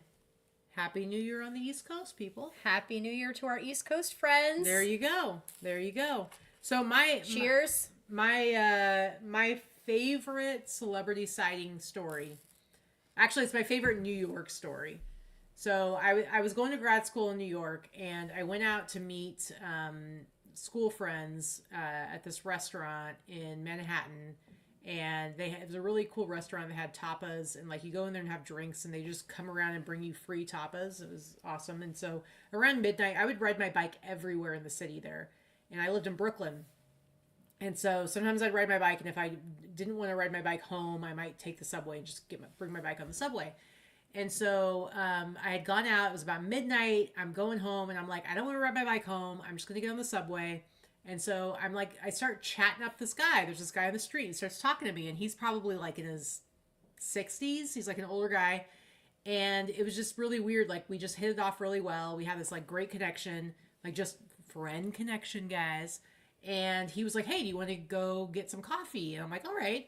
And so this random dude, I don't remember his name. I don't remember anything about him. Just this random guy. We go to this coffee shop. We're there till like 2 a.m. talking. Now that I'm a reseller, his job was the coolest ever. He was somebody who would go and he would come to your apartment. And if you had stuff you needed to get rid of, like big stuff, like furniture, bigger things, he would come and take it away and dispose of it or keep it for himself or sell it, whatever. And so, we just had this great rapport and great conversation. And there was this couple that was sitting like at a table, a couple tables away. And I'm just like so into this conversation, which by the way, I never talked to him again after that. It was just this weird night of meeting a random dude. And it was just an old guy. If it was a romantic evening, it would have been like, it would have been like Ethan Hawke and like before dawn. It wasn't romantic. Before sunrise. It was like I'm hanging out with somebody my dad's age at the time. And it was super just a normal conversation. But anyway, so there's this couple that's over here. They're sitting, and like around 2 a.m, they get up to leave, and the guy walks right past me, like as close as you are to me, walks past me, and is just like, he goes, excuse me, and I look up, and like we like meet eyes, and it's what's his name, from Quit It. It's what's his name from, what's the movie, not Lost Boys, what's the Outsiders? Oh, Matt Damon. Not Matt Damon. Matt Dillon. Matt Dillon. And so, and I remember thinking like, I've never ever thought he was attractive. I always thought he looks a little bit weird. He's kind of goofy He's looking. like an odd looking guy. He's got like something about Mary. He's just like a weird looking dude. And I remember like seeing his face like 3 feet away from me and thinking, oh my God, this is the most beautiful man I've ever seen in my entire life. He was like in person, he was gorgeous. In person, he was so handsome. And yeah, I love Jeff Goldblum. I love him just because his personality is fantastic. And you just know that personality and that character he plays is who he is. I will say, so for me, meeting the person that I met, and I've met a lot of people, but the person that I met that was stunningly beautiful in person that I didn't think was outside of that was Gretchen Wilson, believe it or not. So Gretchen Wilson, Redneck Woman, those of you that don't know who she is, country singer. She did a benefit show for my charity back east. And she's a lovely woman. She's very sweet, very kind. Did the benefit show for free. Her with John Rich, who's not so sweet, but was at that time. They were great, but what I didn't think is like every time I've ever seen her in like a music video or in photos or whatever, I'd be like, okay, she's not an unattractive woman, but like not, she's got like bad skin, old acne scars and stuff like that. And I was like, whatever. Didn't think anything special. But when I met her in person and spent time with her, she is absolutely drop dead stunning in person. Like she has these high, super high Native American cheekbones and just flawless skin. And she's just a beautiful woman. And I had no idea that she was that pretty in person. Well, that's like Amy Poehler. So my roommate in New York, she ran an art gallery in New York, and Amy Poehler came in and she was like, I never realized how beautiful she is. It's weird. Right? But it's like your best friend Jason, we were just talking about. Jody was talking about how good looking he is. I don't think he is very photogenic because there's so many pictures where I'm like, it does not communicate. No, he's kind of dorky. It does not communicate how good looking he is. Yeah. And when you meet him in person, he's so good looking, and you see pictures. I'm like, that's it. It just doesn't do it. It doesn't communicate that. Yeah, it's weird. Oh, so Lilac Seller says, apparently my previous comment about Jennifer Tilly was not appropriate for YouTube and got blocked. All I needed to say was bound.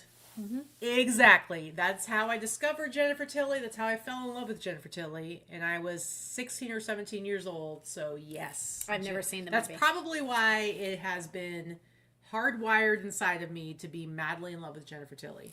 Is because I watched her at a young, impressionable age in the movie Bound. That must be where it. She was a boss.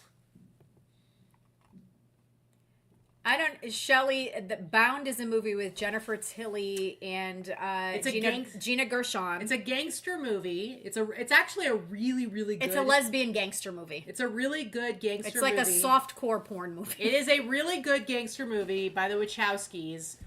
They were the ones who did like V for Vendetta and like a bunch of other stuff, but they made that movie, and it's a great gangster film. It's just that the love interest in it is Gina Gershon and Jennifer Tilly.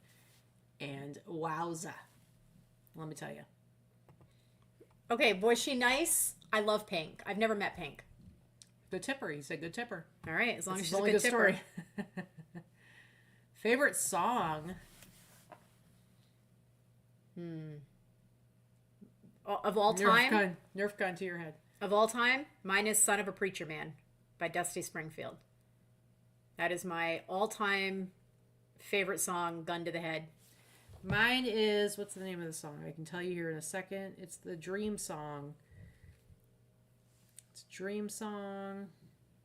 It's not even a rock song or a hair metal song, but Son of a Preacher Man is my favorite song. Mine is... Kokomo, really? Aruba, Jamaica, ooh, I wanna take it to Bermuda, Bahama. Oh my god, that song's gonna be in my head for a week now. Mine's that song, Daydream, like, what a day for a daydream. That song. Hands down, favorite song of all time. That's a good question. Favorite song. Daryl, Happy New Year, my funky forever friend.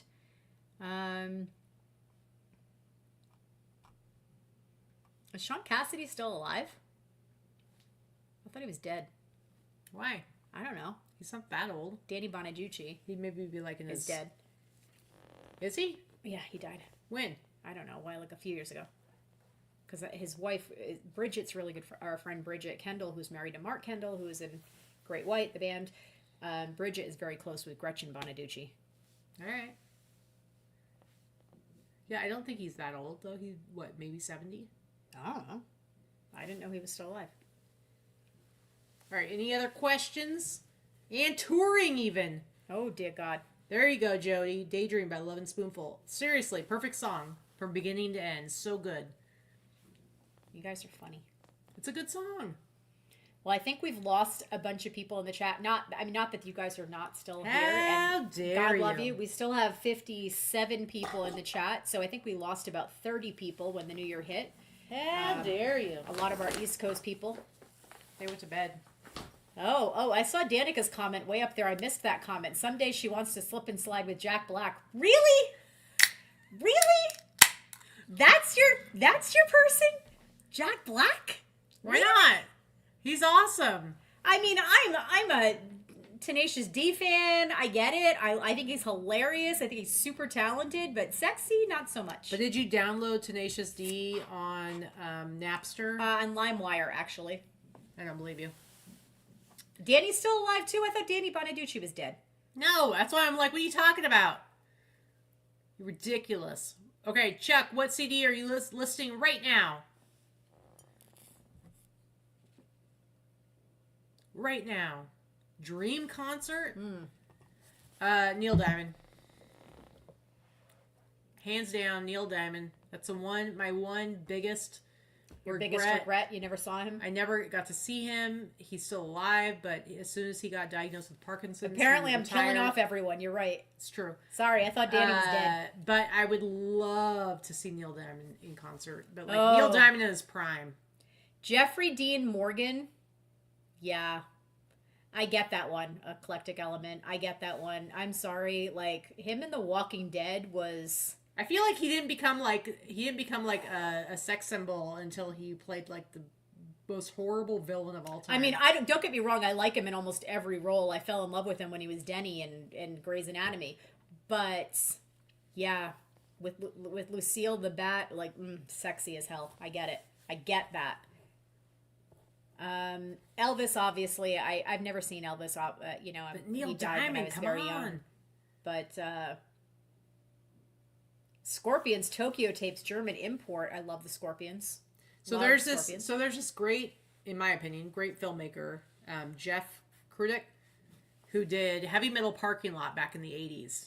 And it was like a 15-minute... You made me watch that, and I loved it. I know. So back in the 90s, I first went to college in 1997 at Oregon State, and there was a movie rental place there, and I rented the films of Jeff Krudik, and I never returned it, and so I still have it in my collection. And then somebody put it out on Blu-ray this last year, like a whole collection of his short films. Anyway, so I was terrible. I never returned it because I wanted to keep it. But it was all of his short films. And so he did Heavy Metal Parking Lot. Chuck, I love that you know what that is and you love that film. Yeah. So Heavy Metal Parking Lot. So it was in the 80s. And it was for we're going to go see the show in like another week or so. It was Judas Priest show. And it was just it's like a 15-minute short film. And it's like in the parking lot talking to people who are going to be going to the show. All these rockers. It was so out of control, so ridiculous. But what's really awesome is that 10 years later, he did the same thing, same parking lot, but it's called Neil Diamond Parking Lot. And it's all these middle-aged, like, women just excited to go see Neil Diamond. My grandma loved Neil Diamond, and I love Neil Diamond. And I'm like, of those two shows, I mean, I'd love to see Judas Priest in concert, too. Sandy's in the chat. Sandy saw Elvis. Sandy, I love you. Sandy is not going to be able to be at our next meetup on the 11th because her granddaughter is in a play. She's the best part. I know. Her granddaughter is in a play, and she's going to go to San Diego to watch her granddaughter in the play, which is very sweet, but she's going to miss our thrifted gift exchange. We do a white elephant gift exchange with thrifted gifts, and Shelly's even coming in to hang out for us for that. Our meetup, our January meetup is the most attended meetup every year, and it's the most fun. We always have a really, really good time. We will miss you, Sandy. I know she makes the party. Sandy is this quiet lady. Actually, not quiet because she talks a lot. But she's quiet and unassuming. And then you get her at these white elephant things. And let me tell you. She's a naughty little lady. She's a naughty little lady. And she makes me laugh every time. I really enjoy hanging out with Sandy. Yeah, I've never seen Elvis. I don't know what my dream concert would be. I think I've seen almost everyone I've ever wanted to see in concert. I mean, there's plenty of ones I would love to see, but Neil Diamond, come on. Have you ever seen any? No, I would love to see Neil Diamond, but on YouTube and stuff. Like he was an excellent performer. But I did see in the chat that somebody had said that they hadn't seen Elton John and Billy Joel. I've actually seen them together twice. They've done a couple of tours. And that's my question for the chat. Elton John or Billy Joel? You tell me. I can't pick. If you have to pick, Nerf gun to your head. If you have to pick. As far as You can as only- far let's as say- a let's say performance tomorrow- or let's as say- far as music. Well, music, but let's. I Yeah. think I like Billy Joel's music better, but I like Elton John as a performer better. So if you only had a choice, you could see one of them in their prime tomorrow night in concert. Like in if their you prime, traveled back in time. In their prime, Elton John. Okay, but but if you could only ever listen to one of them ever again, just sitting in the car and listening to their music, which one would you pick? Billy Joel. Okay. I like Billy Joel's music better, but I like Elton John's performances better. And Billy Joel has never been the performer that Elton John is. Elton John is a performer. Yeah. See, I am Billy Joel all the way. But yes, 20 years ago was when I mean, everybody was better 20 years ago, right? Let's be real. And Archie says, Warrant was one of the best concerts I saw in the 90s. Warrant, I've seen probably 75 times in every iteration with every singer. I love Warrant. I know the guys. You know, I knew Janie Lane. I actually helped put on his memorial show at the Key Club in LA. And I helped put together that show. I'm actually in the program. Yeah, they're two different kinds of musicians, but they often get lumped together, and so that's why I say one or the other, because they went on tour together. They have multiple tours, I think, together, and so that's why I say one or the other. What if you have to pick? You're not a Billy Joel fan, Shelley? You're dead to me. Who Did It says, you and your buddies are going to live so far in the boonies, you're all going to have to source from each other. No, we have to be close to a city. We have to be close to a city. Yeah. I don't know how to be in the boonies. I've never lived in That's the boonies. why if we could live out in the middle, Shelley's going to buy us our compound in Pahrump, and it's only a 40-minute drive to the bins. That's not that bad. All right. You would just have to go and spend like the whole day at the bins. I mean, I love both Elton John and Billy Joel. I love both of their musics. I do too. I just think that Elton John is a performer, where Billy Joel is a singer-songwriter. Well, and that's artist. why I'm all about. There's like, a difference. That's why I'm all about. If I'm gonna like Neil Diamond for me, like in concert, like he was a performer. Like anybody here is a fan of the jazz singer, not the original, but the jazz singer that that Neil Diamond was in. Such a good movie. So good. I don't think I saw that movie, but Really? yeah, no. These are good conversations. I like the music conversations. These are fun. Arena says Neil Diamond was great. We never did get to see Neil Diamond. I mean, it's unfortunate, but yeah. I mean, right? Does this microphone smell like a beer? I mean, I don't know. Probably not. It might have smelled like Coke in the 80s, but you know. I love all that music. I'm very, I mean, we talk about like 80s hair bands is definitely my favorite niche of music, and that's where, you know, my love is, but I love all genres of music. I really do. I don't really like probably the least. I don't like reggae. You don't know a lot of the newer stuff. I'd say past like 2005, you don't know a lot of like the newer stuff. Yeah, I don't. I mean, I don't listen to new music. I don't listen to a lot of new music. Yeah. I know some stuff, but I don't know a lot of it. Like I'll be like, oh, I like this song, but I don't know who sings it. I'm that person. I'm old. But I think that's normal. It's relatively normal. I think people tend to get stuck in the type of music that they love. Don't get me wrong. There's so much good newer stuff. I don't still listen to only 80s stuff. That's my favorite genre of music. Rock is my favorite genre, but I love country music. I love classical music. I love pop music. I love folk music. I love 80s and 90s rap music. Not so much newer rap music. I don't really know But it. I think that's just because I do think that I don't really know it. But I do think that you have a certain bias toward the stuff you grew up with. Everybody does. I know, but I think you are one of those people who like you're very connected to the music that you grew up with. And so it's hard for you to listen to anything that's newer. And that includes rap where you're like, this is terrible. And it's like, well, if you actually listen to it, it's like Kendrick Lamar is like freaking amazing. Like there's some really... You don't know that because you don't give him the time of day. There's so much like good newer rap music and good newer like rock and alternative. Thank you, Tommy. Tommy feels me. So Julie has a good question. What was your first car? My first car was a 1978 Oldsmobile Royale Delta 88 with a 350 engine, and that thing hauled ass, and it was a gas guzzler and a frickin' tank. But that was my first car. You can love Taylor Swift.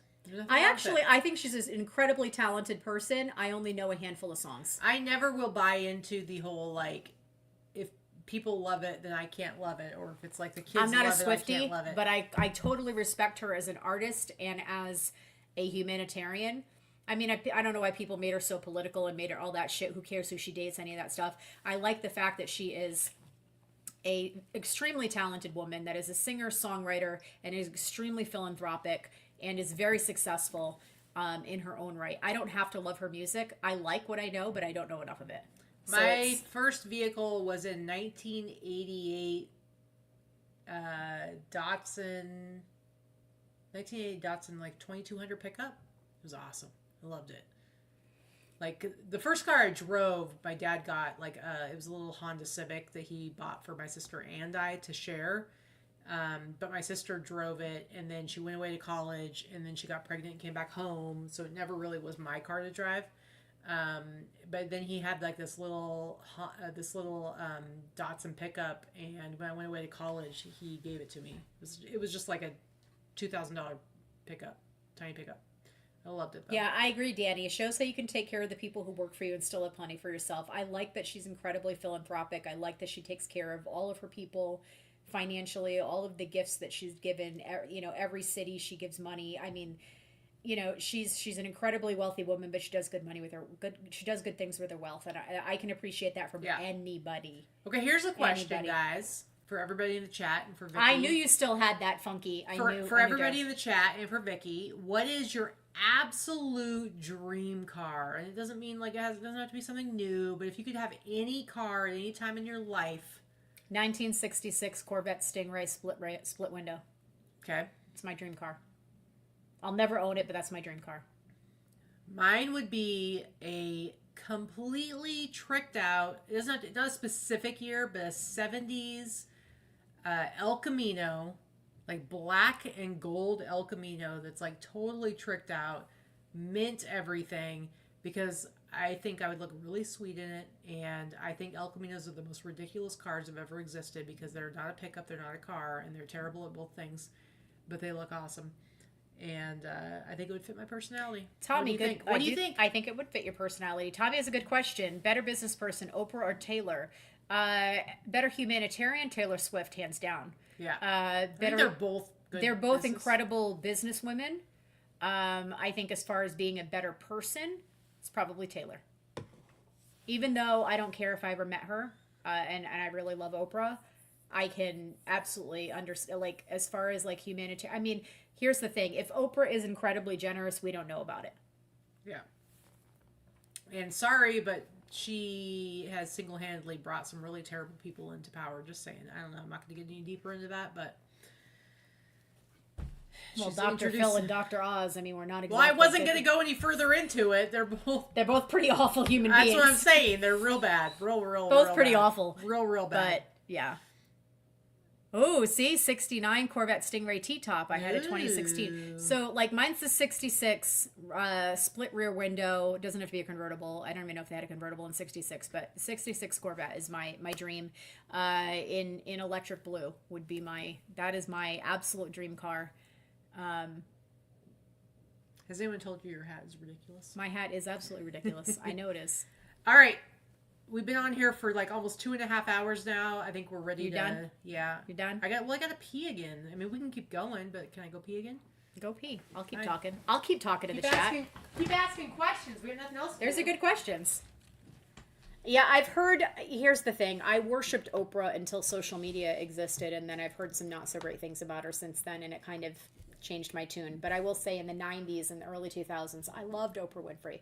I actually have an autographed picture hanging on my office wall right here that I've never met her, but my ex got me an autograph, and I had a chance to be on the Oprah show many years ago, and I turned it down because it was to exploit something that I was a part of, and I didn't want to exploit my friends. So I went on Larry King instead.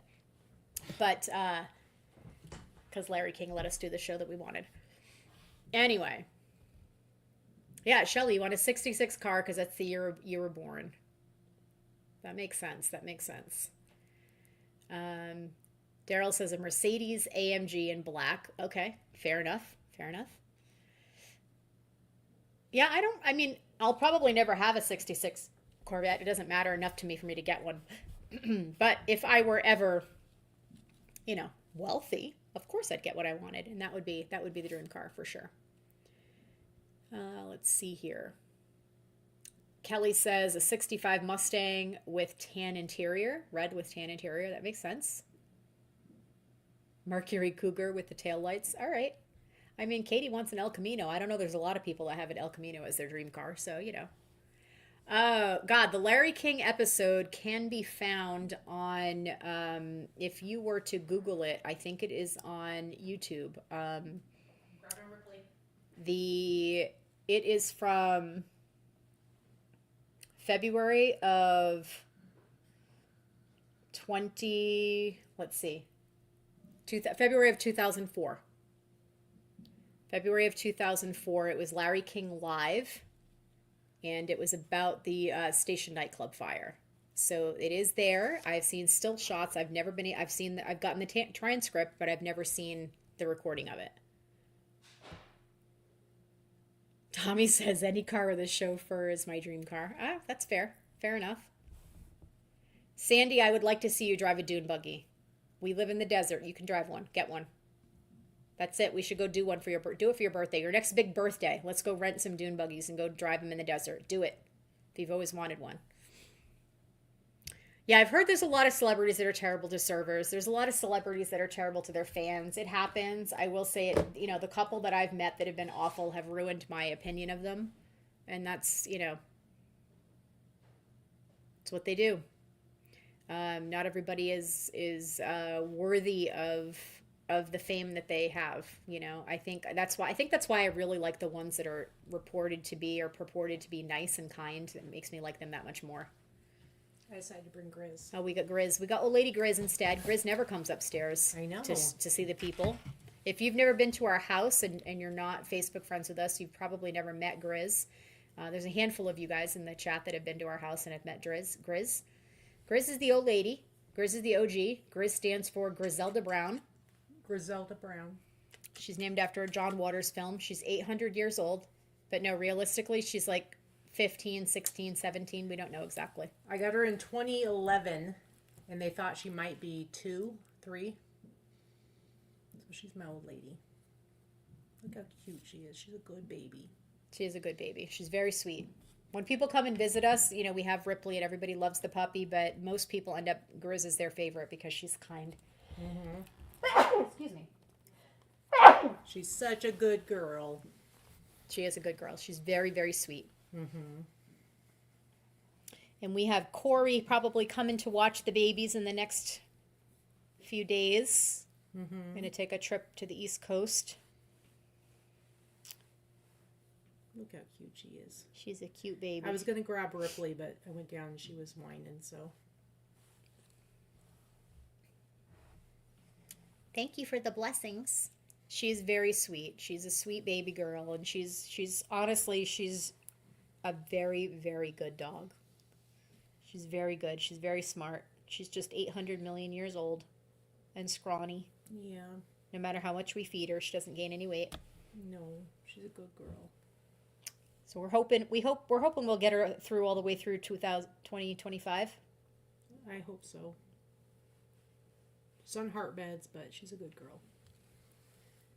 Don't know how much longer we'll have her, but hopefully Luna is the cutest, sometime. chunkiest baby. Luna is a potato. Luna is the fat potato. So Grizz is like 16 or 17. She's between 15 and 17. When I got her, she was all black. Her whole face was black, and she had chocolate eyebrows. She's like, quit touching my face. She had chocolate eyebrows and like a black face, and it's all gone gray. She's all white and gray. Yeah, she's like probably 16, 17 years old. And she's got a great personality. She's super cool. She's the quiet alpha, as I say. Yep, she's the boss. The puppy wants to run things, but, well, I say she's a puppy. She's 3 now. Almost 3.5. Okay. We'll bring the ramp into the bedroom so she can snuggle with you. Shelly's coming out for our meetup, and Luna is the one that likes to sleep with our guests. Luna's a hoe. She wants to sleep with whoever the guests are. And she's so funny. Whoever is staying in the spare bedroom downstairs, Luna will like paw at the door so that she can. And yes, she is a fat chihuahua that has little tiny toothpick legs. She's got little tiny little chicken legs, and you wonder how her fat body gets held up by those little tiny toothpicks. Yep.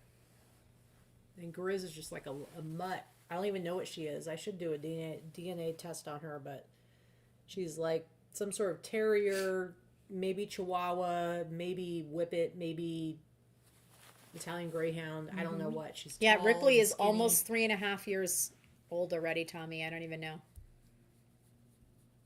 And Ripley likes socks. I'll go grab her. That's true. She does if you leave them around. She will eat your socks. We don't leave our socks around. They're all good dogs. We're very lucky. We have 3 dogs, and most of the people in the chat have been to our home and stayed with us and seen our dogs, and not most of the people, but a lot of the people in the chat. They're all good dogs. We're very lucky. We have good babies. They're spoiled rotten, and they're very well loved. Lorna says she can have my socks. Lorna, we miss you, sweetie. Happy New Year. Who is it? Lorna. Lorna. Lorna's in the chat. I thought she'd be asleep by now, girl. Lorna, our lovely friend that you've all heard us talk about, who's been battling cancer for this last year, has made it all the way through 2024 and will make it all the way through 2025 That's and right. into beyond. But she has made it through 2024 and had 100 and some odd doctor's appointments and treatments and everything, and she is still kicking and doing great, and we're so proud of you, honey, and we're so glad that you're still here and doing well. There's Ripley now. She's still cute. She's still cute. Her ears are a little funky because Vicky chopped them off last night. Not her ears, the hair. I know. Her hair on her ears gets so long, she drags it into her food every day, and it gets all clumpy and full of food and gross. So I had to cut the hair, and I don't like to do it because I don't like the way it looks either, but she gets her food stuck in it. Tommy, you need to get another baby. It's time. It's time to get another baby, sweetie. I know you miss them. We love our dogs. Those of us that are dog people, we love our dogs. But you know what? The best thing you can do to honor the memory of the dogs that you've lost is to get another one. Get a rescue. Rescue another dog. Your heart has the room for them, and they love us back. Babies that need love. They need the love, and you need to heal, and it helps you heal to have someone else to love. Now you can hear Grizz downstairs. Now Grizz is crying because you put her down. I know. Yep. You're okay. All right, I think we should shut this down. We've been going for 2.5 hours, guys. 2.5 hours. We spent time with our friends. This might be our longest show ever. It might be. We still have 55 people watching 2.5 hours in. I'll appreciate that. All right, I hope everybody has a happy new year. I know that, like I said earlier, this has been a difficult year for a lot of people, us included. Yep. I think that is just the nature of the beast. The older you get, you're faced with a lot more difficulties and losses, and life was a lot easier when we were younger, let's face it. But we're still here, we're still kicking. I hope everybody has a happy new year, a healthy new year more than anything else. I hope you have health and happiness and love, and I hope you have a successful 2025 in business and in every other aspect of your life. Tell your people you love them. Tell your people you love them. Tomorrow is not promised, and we will see you next year. We'll see you next year. Next year. Oh. Bye. Bye, everybody.